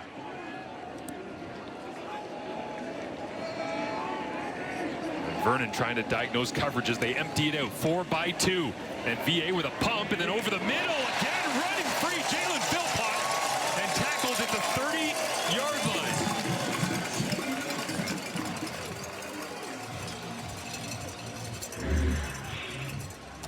Great protection here, and then what you're going to see is a deep dig to the middle of the field, and Vernon's got plenty of time because the defensive end, Ojo, he dropped out into coverage to cover the back, so there's plenty of time.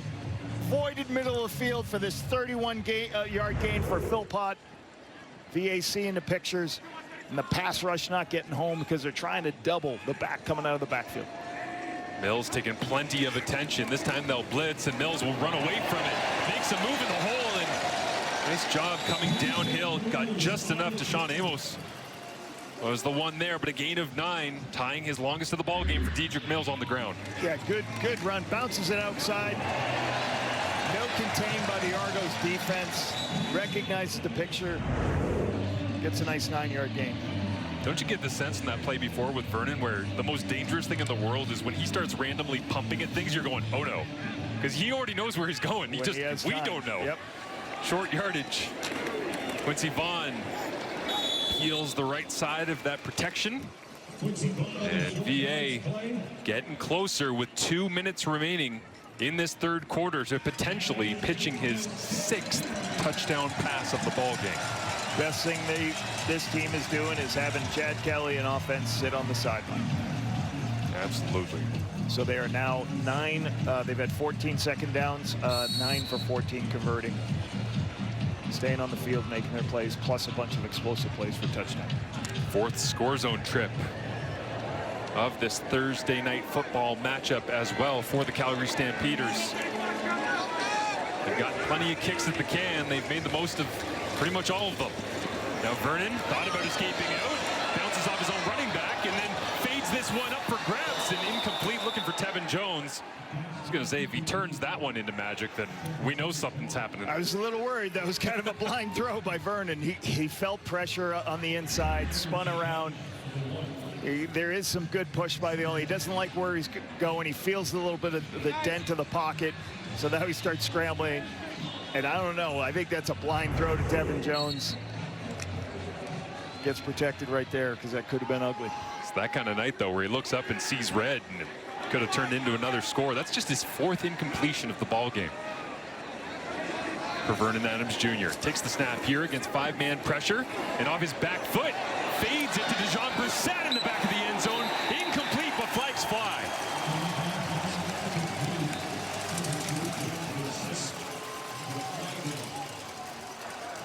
Interference, Toronto number 18. The foul occurred in goal. It's going to be first down at the 1-yard line for Calgary. One of the reasons you love in man coverage, you got Anthony Wilson right here drawing the foul, is you know you have man coverage. It may not be a perfect throw. Put the ball in the end zone. Give your player an opportunity for the one-on-one, especially when you know you have man, because this happens sometimes. You get a little bit too aggressive. Anthony didn't have to do that. The ball wasn't going to be completed, but you draw the penalty, put the ball first and goal at the 1. Quincy Vaughn with a touchdown last week against the BC Lions as whistles blow.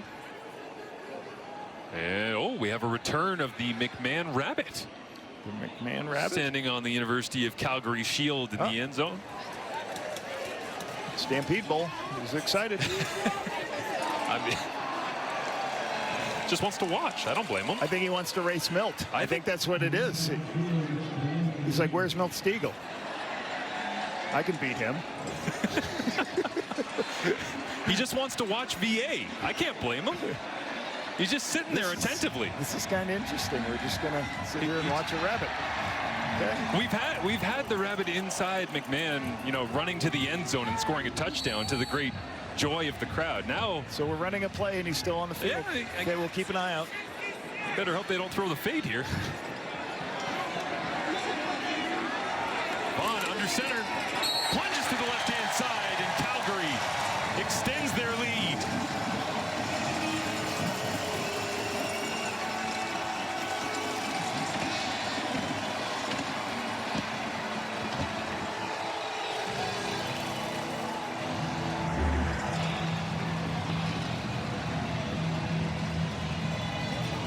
Vernon Adams has completed 82% of his passes at this point. He's on task. Seeing everything that Toronto's trying to change up what they're trying to do. He's seeing the field very well. And for what it's worth, the Rabbit saw everything he needed to and then retreated. Watched it. Yeah. Pressed in the game and then left. You said they scored again? Okay. All right. Vernon Adams Jr. came running off the sideline trying to usher the offense back into the huddle so they could go for 2. Playing the numbers game here, trying to go up by 20. Just took 8 plays for the Stamps to make their way down the field once again. Vernon keeps the football, finds Tevin Jones. Execution at an elite level from the Stampeders pivot tonight. Motion down at the goal line creates some confusion. 2 players cover 1, leaves Tevin Jones wide open in the back of the end zone. Vernon sees it, puts the ball right on the money. With the zone read, pull it. 2 players jump the underneath, leave Tevin Jones. And Quincy. Nice. Quincy likes it. One of the nicest guys in the CFL. Doing the dirty work and loving it. He's enjoying watching Vernon Adams Jr., I think, as much as all of the Stampede Bowl fans here at McMahon tonight. You gotta stay up, guys. You know, for a team on a short week, the Calgary Stampeders are pretty focused. Usually the short week team is a little bit more tired. They get tired more later as the game goes on. This is a focused and ready team to go. 68 points in the ball game. You almost wonder whether or not extra credit needs to go to Dave Dickinson for his mentality approach, the way he set the table on the week for them. Or is it just the players responding to the moment? I think, you know, I think the more this group's together, the more time, like Vernon, like they're finding different ways to win. It doesn't have to be always running the football, as tonight shows. And Sebastian Parcelidis, the fullback from Wilfrid Laurier, young rookie, picked it up on the bounce. And a 20-point environment so far in 2026 in the CFL is quick little pass out to Hicks is complete. There's a flag up as well for a hit on Chad Kelly at the end of the play. So tag that on, and another flag on the tackle. So they'll have to clean up multiple infractions on this one. But I was just about to say, Lapo, at the start of 2026, you're completing 70% of your passes. You're up around 400 yards. Well, the other guy's better. Like, it's ridiculous. Well, the whole league's that way, right? Yeah. Sometimes 68% in the CFL used to lead the CFL, you know, in the early 2000s. Now it's like the worst in the CFL. As Dickinson There's gets a two quick major look. fouls against Calgary. Roughing the passer, number 1. Face mask, number 44. We'll go up 30 yards from the end of the play. It's going to be first down for Toronto. So you just don't want to do that push at the end, and then you can see that face mask at the end of that. And there's your 2 penalties, which is huge numbers and huge yardage on a great gain on the screen pass to slow the rush down. And Clarence Hicks, the second time he's taken the roughing the passer penalty by just shoving Chad at the end of the play. Right? You just don't push him down. Now the ball's sitting here. Now the ball's at the 16-yard line. Huge swing. This is exactly what the Toronto Argonauts need. A little screen pass that goes for 60 yards. That's like Justin Rankin stuff. But it happens through penalties on this play. As Parcelidis, the fullback, in and loops around Kelly. Quick play action, looks to the outside. Chad leans into this one to Dave Unger. Right on the doorstep of the goal line, and a touchdown for the Argonauts. 16-yard touchdown pass to Dave Unger. Take your one-on-one on the outside. Great trust. Puts it in a spot where only Unger can catch it. And this is a big, look at this. There's a lot of guys. You have extra people in the line of scrimmage. You have 2 backs in the backfield. This is not going to be a run play, though. You knew it. This is expert protection, so I can throw the ball downfield, take the one-on-one throw. Good concentration by David Unger for the touchdown, and great location by Chad Kelly. They go for 2 once again. Yeah, you're right. When you see Jack Cassar is in there, no, Sebastian they're throwing the ball. Parcelidis, Come on. You're like, come on, you're not fooling anybody. Just had to win the one-on-one, and Unger did. They go for 2, and Kelly once again play fake and then gets it outside. Wonderful defense from the Stampeders on Kevin Mittal as Damon Webb down from the free safety spot and holds him shy of the 2-point conversion. Having to chase across the field is not an easy thing. You got to go all the way across the field, pick up that guy going behind the line of scrimmage, and make the tackle. Damon Webb with a great spot. Here's the one-on-one. Heavy protection. Get as many people in, and then just take a one-on-one through. Quarterback doesn't have to read a lot. It's just a throw on the outside, one-on-one. Great throw on Delaney Robinson going after the rookie. Good call by Mike Miller. Said, hey, we got a young guy in, not a lot of starts. Let's go attack him. 53 seconds, and the big flip in field position, obviously, due to the screen pass game, roughing the passer, and then the face mask on Anthony Johnson at the end of the play. So they immediately take advantage. And you could kind of see the look at Chad Kelly as well when he was kind of dapping up his offensive line after that touchdown pass to Unger. That it was kind of like, yeah, that's 1. It was like, guys, we're going to need like 3. Now we're at 74 points on the first game of the week. Awesome. Nothing better. Setting the standard high. Canada Day long weekend. Great matchups to follow. But this one, a shootout. And we had a conversation this week as well with Dave Dickinson about the level of quarterback play, just how high it is, and when was the last time that it was at this kind of level in his eyes. He was saying early 90s a little bit, and then 96 as well after American expansion. As this kick is going to go out of bounds and immediately help the Calgary Stampeders as VA comes back on. But illegal kickoff the level of quarterback play, you asked Dave about this and some of the names he brought up. Yeah, it was pretty interesting at the expansion. Look at that for Vernon. Most 300-yard games versus the Argonauts is the most. Obviously, you see some of the Rough Rider times. Yep. That'll be his 7th career if he hits it tonight, which I'm sure he will. Now, it's interesting when Dave talked about that. We brought up 2004, how many guys were in the league. Dave was a starter in the league. Damon Allen was a starter in the league. Anthony Calvillo, Danny McManus, Kevin Glenn. I don't think who else was in that crew of quarterbacks. It was just and that's what's happening right now with the quarterbacks in the CFL with the veterans. VA on an out route to the field and off the hands of Jalen Philpott. A flag flies in the backfield, though. I think Chatfield might have got a piece of Vernon after the release. A little bit of pressure here as you roughing the passer. Toronto see Chatfield wins on the inside. Just a little bit late with the ball going out. Draws the penalty. He got more than a piece. Got his 15 yards worth. into Toronto territory at the 45. Fresh set of downs. The Toronto defense has got to be wondering, what can we do to slow this downhill roll? This time it'll be Dedrick Mills right down the hash. And a first down on first down. And a gain of 12, his longest of the evening. Great call by offensive coordinator Pat Delmonico on the draw play. Get everybody rushing upfield, let the pass rush go, and let the back find a crease. You can see them just saying, Ralph Hawley, we can't block you. We're going to let you rush upfield. Everybody's expanded the box to play pass. Give it inside to your thick back. There's Pat Delmonico making the calls tonight.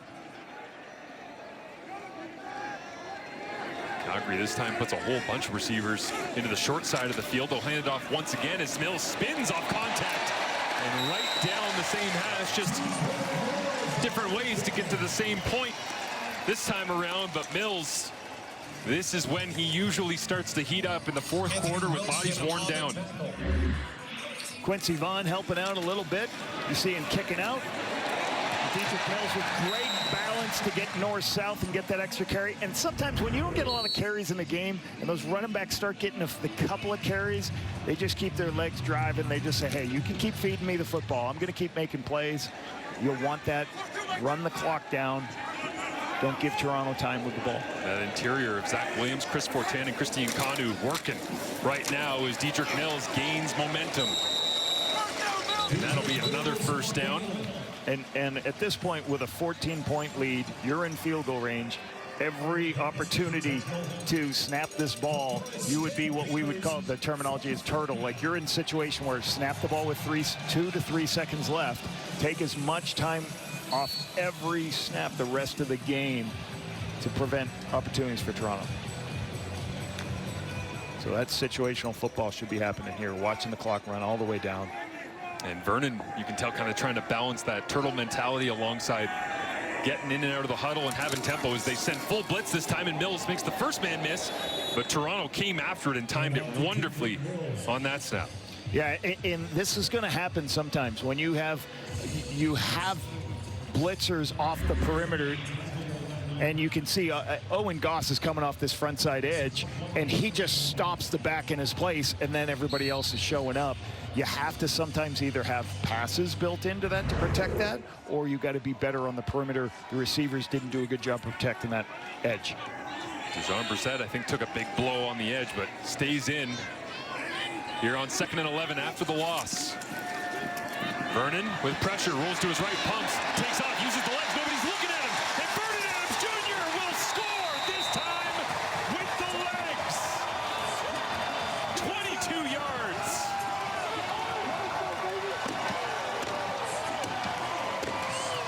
If you thought the fireworks ran out after the Canada Day celebrations yesterday, you were wrong. I guess this doesn't count as 6 touchdowns, but it's 5-1 now. It's man coverage. One of the few snaps of man coverage all game. And watch as Vernon releases. He can't find anybody, but when he starts to scramble, there's nobody left on the field. There's nobody assigned to him. And the rushers can't get to him in the pass rush. So he sees it, recognizes the man, and walks in for the touchdown. The extra point is good. 50-burger, Marshall. The Stamps might have to up the fireworks budget for the rest of the season if the offense is going to look anything like this. What a night for Vernon at 400.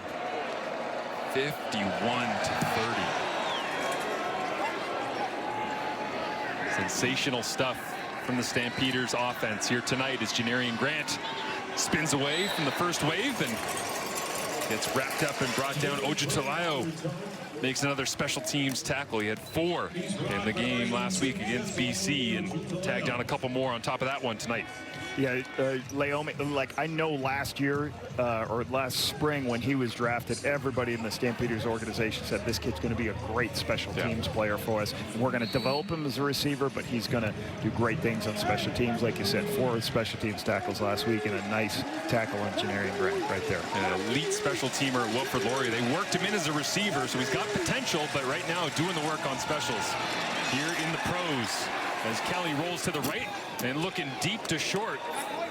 Ultimate aggression at all times, especially trailing by 21. Again, the largest lead for the Stampeders this season was against BC, plus 21 last week, and they're right back there this time around. Yeah, and part of this Toronto offense, and Chad likes to throw the deep ball. This was going to be like an 18-yard out, and just sooner or later, the protection is going to break down. You see Clarence Hicks getting there. Fullerin was showing up, and then he has to scramble and move off his launch point. So some of these deeper passes hurting the protection and making him move off the spot.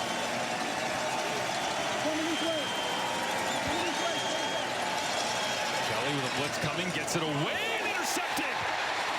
Picked off by the Stampeders. When it rains, it pours for the double blue, and running free through the secondary. All the way down inside the 10. It's his second of the night for Zai Alexander. Pretty average interception by Zai Alexander after the one-handed grab he had. Be in the right place at the right time.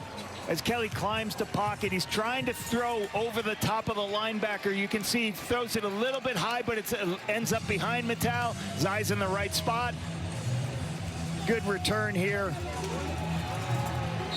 for his second interception of the night.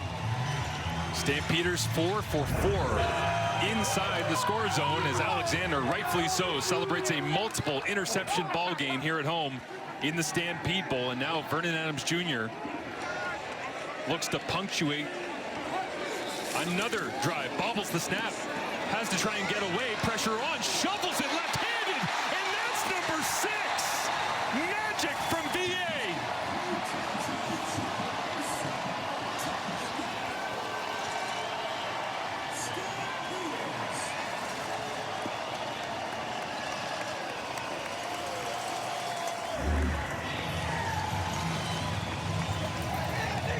Off-schedule plays. The ball gets bobbled. He's now trying to climb the pocket. He sees Deshaun Brissett and then makes an amazing check down to him for the touchdown. And the one thing I want to say right here, this game is out of hand, 21 points. Dave Dickinson puts his starting quarterback in and calls a pass play, knowing he's 4 yards away from that record of, getting 400 on the game, right? So that's his 400. That's his 7th career 400-yard gain. So hats off to Dave to try to get him to that opportunity for the record. It's a great point, Lapo. The confidence in him, the connection that they've developed over the last year and a bit. And for love is he goes all the way down the bench during that commercial break after throwing his 6th touchdown pass. Not just high-fiving everybody on the team, hugging everybody down the bench. Whether you're in uniform, you're in sweats, you're a coach. I don't expect him to get back in this ball game. But for Vernon Adams, not only did he have 7 touchdowns tonight, he continues his streak. He has not thrown an interception for the season. And that was something that people used to say, you know what, Vernon makes these awesome plays all the time, but sometimes he'd make a terrible decision, or you'd be like, why did he throw the ball there? So on top of, locating the football, being great with the ball, now he's also protecting the ball. That's what got Dave Dickinson so excited about the start of this football season. I remember having a Zoom call with him last year, late in the season, where he was almost despondent at the way that the season had fallen apart because of some of those poorly timed interceptions, as Anthony Johnson almost took one to the house. But there was a point at the end of last year where he was incredibly frustrated as a flag is down behind the play at the way things had gone in his first year in Calgary, because I think he thought it was a match made in heaven. And I think it just took an extra year for him to grow into this role with this team and actually really understand what Dave wants. And it's really hard, like for all these organizations that are flipping over and having a new quarterback, it takes more than just a quarterback. You got to get your defensive line. Your defense got to play the way the game's got to be played, and take the football away and stop explosives. So, there's 2 misconduct fouls on the play. Toronto 68, Calgary 58. We're going to go back 5 yards. It's going to be 2nd down. Desmond Bland drew that. Back and forth with Sean Peterson Jr. I've been alerted, by the way, that VA and CFL Fantasy has been good for 48 points tonight. Not bad. Yeah. One-man wrecking crew.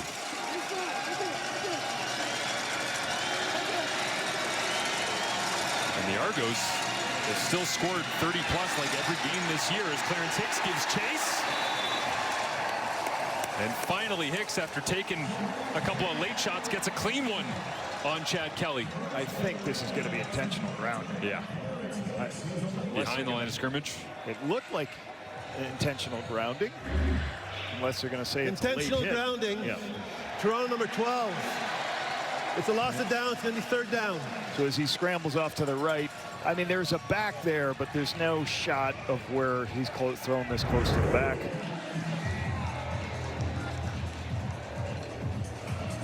So hats off to the pass rush of the Calgary Stampeders tonight. It's just been phenomenal. Early in the game, they made the adjustments. They were losing contain, giving Chad opportunities to throw the ball downfield. Second half, been spectacular. And feeding off the energy from the offense clearly here at home, as well as the huge Argo bounce will drive McAllister all the way back inside his. Vernon Adams Jr. is still in the football game as Dietrich Mills gets the carry. And Country Roads rings out around McMahon Stadium in the Stampede Bowl, decisively going the way of the red and white. Big John Denver fans here in Calgary. Great crowd tonight, enjoying Stampede. A lot of cowboy hats we saw. Surprise Vernon still in here with a 28-point lead. Well, our stats man Dave Moyer just let me know the CFL record is Joe Zuger with 8. But trying to get the franchise record with 7 maybe is fades it to the outside, and this one bounces off the hands incomplete of Jalen Philpott. And Dave Dickinson fired up asking for a penalty. That's 7 yards.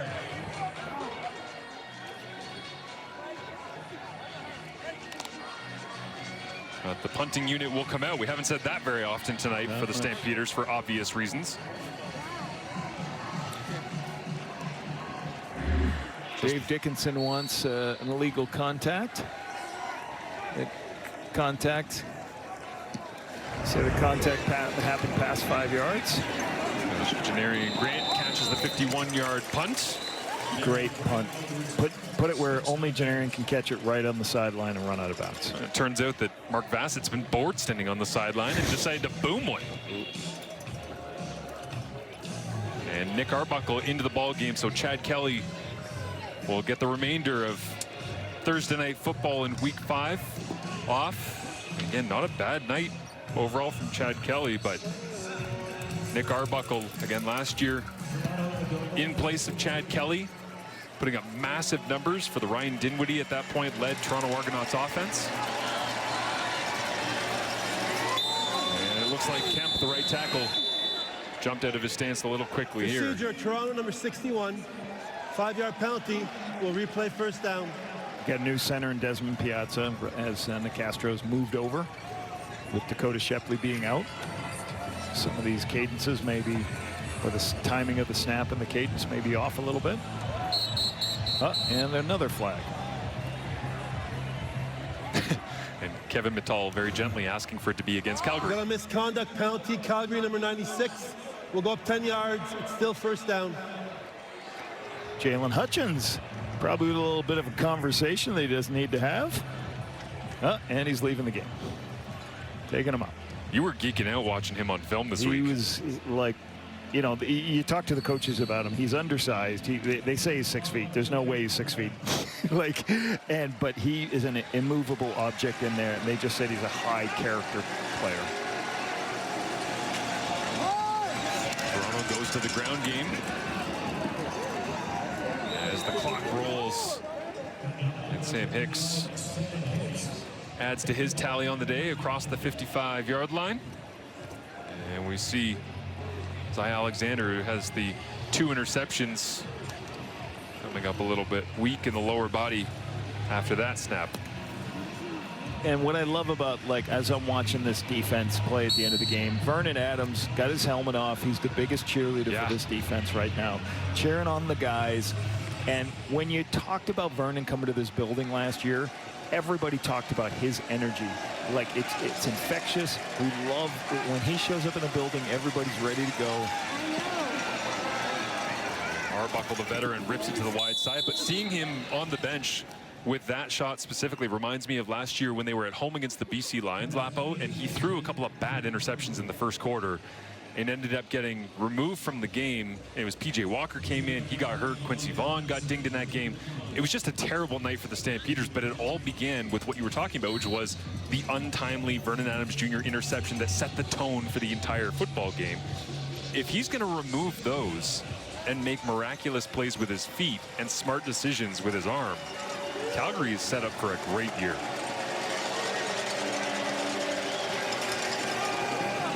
As Unger makes another grab.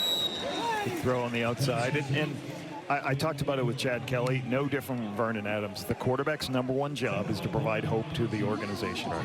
And at the moment when he was signed, everybody in the building said, hey, this is a guy that we can believe in. This is a guy who's going to lead us to wins. Hey, when we get down by 2 scores, we trust this guy's going to bring us back. And that's what you need to do at the quarterback position for the fans and more importantly for your teammates. And Arbuckle trying to give a little bit of positive momentum for the Argonauts going forward here as well. As flags fly in this play, never happened. Come on, bit, bro. Nick going on a hard... Offside, Toronto number 10. 5-yard penalty. It's still first down. So these are some of the mental errors. Nick went on a hard count, which means he went on 2. So he enunciated the first one, and on the second one, the receivers didn't know it was on 2, or they just didn't get their waggle timed up right. Penalties you take. Josh Love, the backup quarterback, warming on the sidelines for the Calgary Stampeders. So it's good to hear. Yeah, fully expect that Vernon has been shut down for the remainder of the night, rightfully so. They gave him the chance to come in and make some history, but he will tie the franchise record. It looks like with those 6 touchdown passes. As big hit on Arbuckle coming from in behind that time. Around everywhere on the training pitch, Centennial Park, and all the rest in Toronto is Arbuckle. Nice rip this time right to the first down marker. And we'll see where they spot it, but a nice throw from the previous journeyman who settled in nicely here to Toronto in the role that he has been assigned. As we sit here and look at a 58 points sitting here for the Stampeders, one thing I'm thinking about, Marshall, is with 58 points for Calgary, there's not a single point on defense, right? It's touchdowns by the offense. So there's no, usually when it's 58 points, there's a pick 6, there's a punt return touchdown. These are all offensive points and no field goals. Just an outstanding offensive performance tonight by the Calgary Stampeders. It is wild when you just go through, like, I mean, Tevin Jones, 4 catches, 139 yards. Basically everybody is above 50 yards receiving on both sides of the ledger, as Dave Unger just had his 9th catch for 88 yards on the game. Demonte Coxey just 2 yards away from 100 yards receiving is the benchmark that so many receivers kind of judge a big game by. Dedrick Mills again, 66 yards. So 2 games in a row with, it's not close to his numbers, but they still get the win and put up a lot of points. So they're proving they don't just have to run the football. Arbuckle on 2nd and 7 underneath, and that will be a yard or 2 shy of the sticks, but it seems like the Argonauts have found a nice player in young Sam Hicks out of the backfield, multi-purpose. Be hard for, Sam Hicks is going to get some carries, but systematically when they're going to throw the football this much, get in Chad's hands, be hard for him to get a lot of carries throughout the week. But he has, we talked about the top. For Sam Hicks to come into this organization, like last week, he had, I think the second play of the game was a 60-yard run for him. Last year, they were the worst in the Canadian Football League, barely 50 yards rushing per game, but they're already up to averaging almost 95 yards rushing a game. So Sam Hicks has, they've got the ability when they want to run the football. Maybe tonight was a little different with Desmond Piazza and Peter Castro in different spots, but I think they can get a little bit more physical when they get Dakota Shepley back and keep making Sam Hicks part of the process. Arbuckle in the short yardage package gets the first down. And pressure coming from Arimolade as Arbuckle had to get rid of it, did all the work. And Common couldn't hang on to it.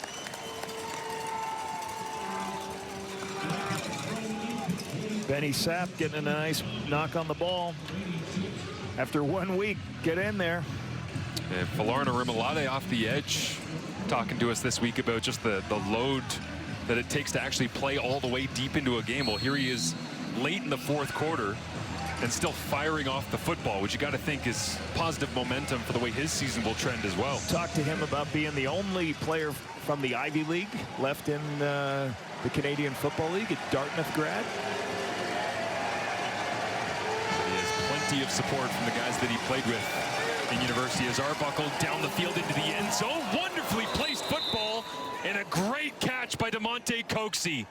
It won't mean anything in terms of wins and losses, but what a connection that was, and one we saw plenty in 2025.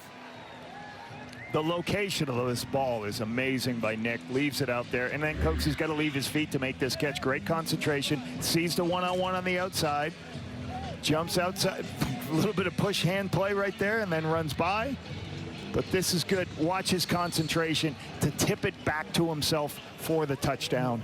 Great location, great play by Coxie. Thank you, sir. And we said with Chad Kelly out of the ball game that they needed to find a little bit of positive momentum, something they could hang their hat on the journey home, and the missed extra point won't help with that, but certainly DeMonte Coxie giving hope to the fact that the Argonauts can hang a bunch of points on anybody. They just got to find a way to stop someone. 94 points right now for this game. Great location. Great hand-eye coordination, concentration. Look at that. Pull it right back in. Secure the ball inside the elbows. It's great high point. Great play. Fifth year in the CFL, fifth year with the Toronto Argonauts. How many times have we seen number 86 down that right rail showing off the ball skills? It's 6'3", that's what you want. A big, rangy guy you can just spot the ball to, let him go make the play. Try that, coach. Isaiah. Still love going down to the sidelines pregame to watch the CFL guys, because sometimes it's like, yeah, I've seen DeMonte Coxie like dozens of times. It's not a big deal. I'm usually in the booth up here, and you go down and you see him at the field, you go, you're a monster. You're way bigger than you're huge. Yeah. It's like 6'3" with those massive arms, long reach, lanky legs. It's like, okay, I get it now when I see catches like that. Kevin Mattel's another one. You're right. That's a big, thick, physical guy. I was thinking about that in Ottawa, Montreal Sunday night with Daniel Adeboboye. You just go, man, that is a incredibly built athlete, and there's so many of them in the CFL. You just got to see them live to understand how special these guys are.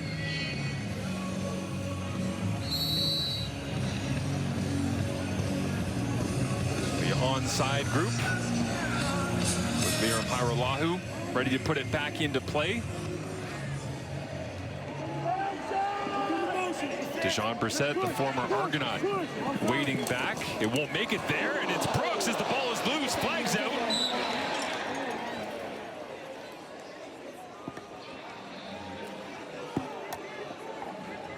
It hung up in the air, nicely placed by Liram Hairolahu, and Mickey Donovan, special teams coordinator, asking for some clarification. See Brooksy trying to go up and get this. Let's see what this call is going to be. And did Mattal just catch him up high as he came swinging through looking for the football?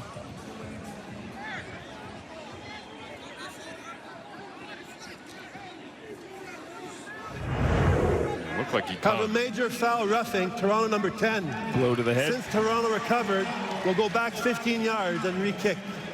And say it's a blow to the head. That roughing comes from a Mattal hits him in the head.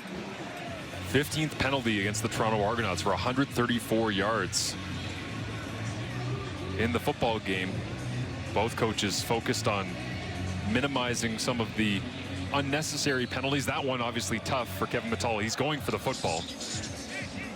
How about Eric Brooks? That's pretty good ups for a 5'7" receiver going up and getting that ball. And then he gets hit in the head. Right.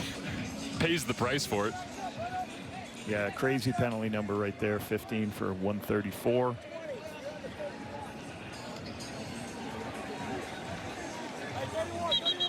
Yeah, I give all the credit to the 6'3" lanky guy, and you're right, Lap, what a highlight 5'7" and probably a 40-inch vert. Right. And they're taking him out. Put Tevin Jones in at 6'3". I wonder if injury spotter might have factored into that one. Say, hey, we don't need you. We can get somebody else to do that.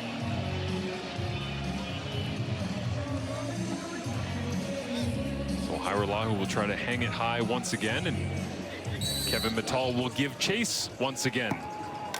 Hoping to create a 50-50 situation this time. He skulls it, and it bounces off.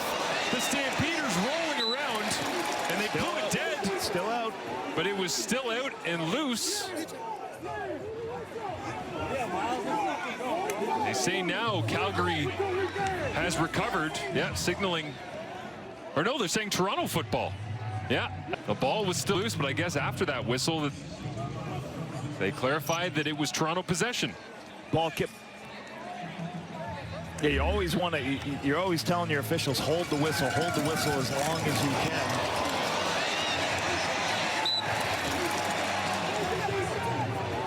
The whistle blew when Calgary was on. It looked like Deshaun Brissett was at the bottom, but then he lost it.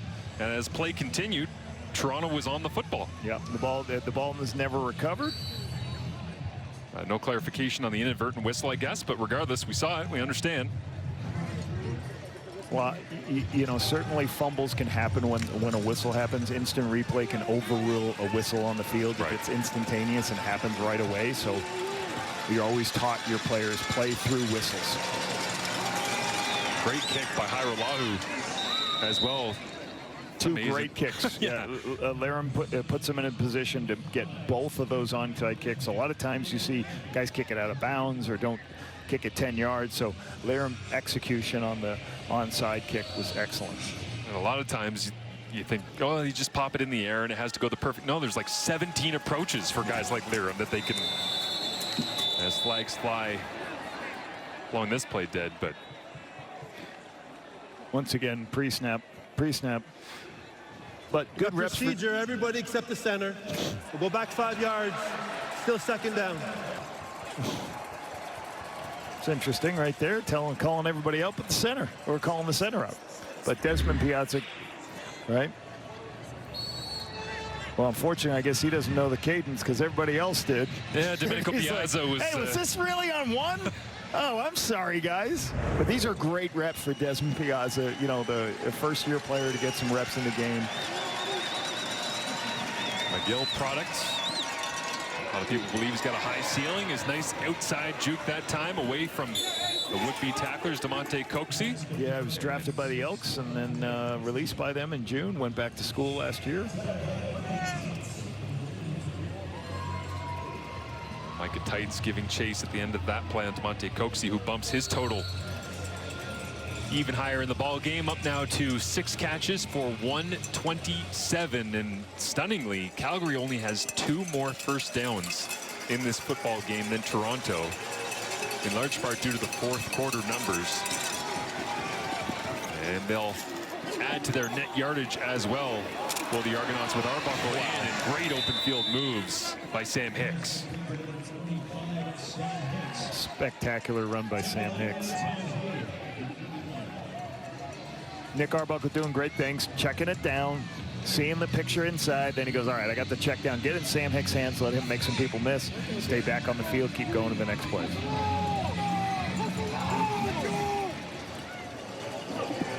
Clock rolling.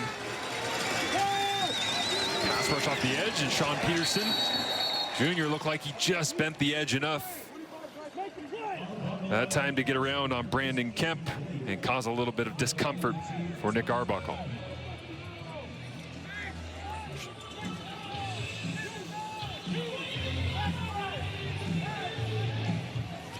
And the Calgary Stampeders will get their back-to-back wished-for victories here as they become a real threat, especially when you consider how close the games were that they had at the start of the season.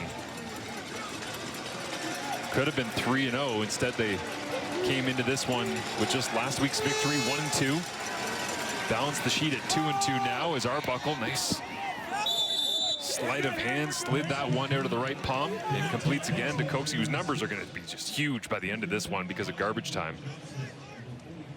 But the Stampeders feel like they can play with anybody, not just relying on Vernon Adams Jr. to create all sorts of magic like he did tonight.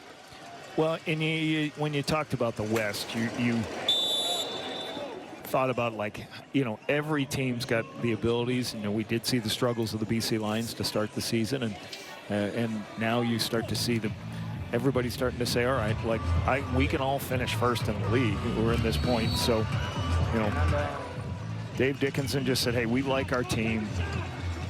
We had some close losses. We've gone over to Winnipeg a couple of years ago and won by a field goal and lost by a field goal. Some of those close battles against a really good team are going to happen. We have a good football team. Arbuckle once again to Coxie. Turns the corner and gets wrapped up just inside the 20.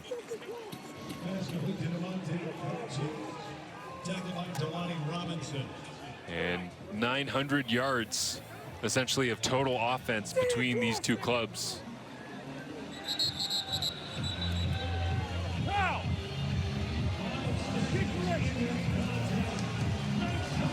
And could we cross the dollar bill? Toronto's got 466 yards in net offense as we speak right now. Calgary's got 496. But 466 and sitting here trailing by this amount just goes to show how out of their mind the Calgary offense was tonight in the Stampede Bowl. Arbuckle tries to tag another one on at the end. Rips it to Coxie, and it's knocked out of bounds, incomplete. As photographer takes a pop on the sideline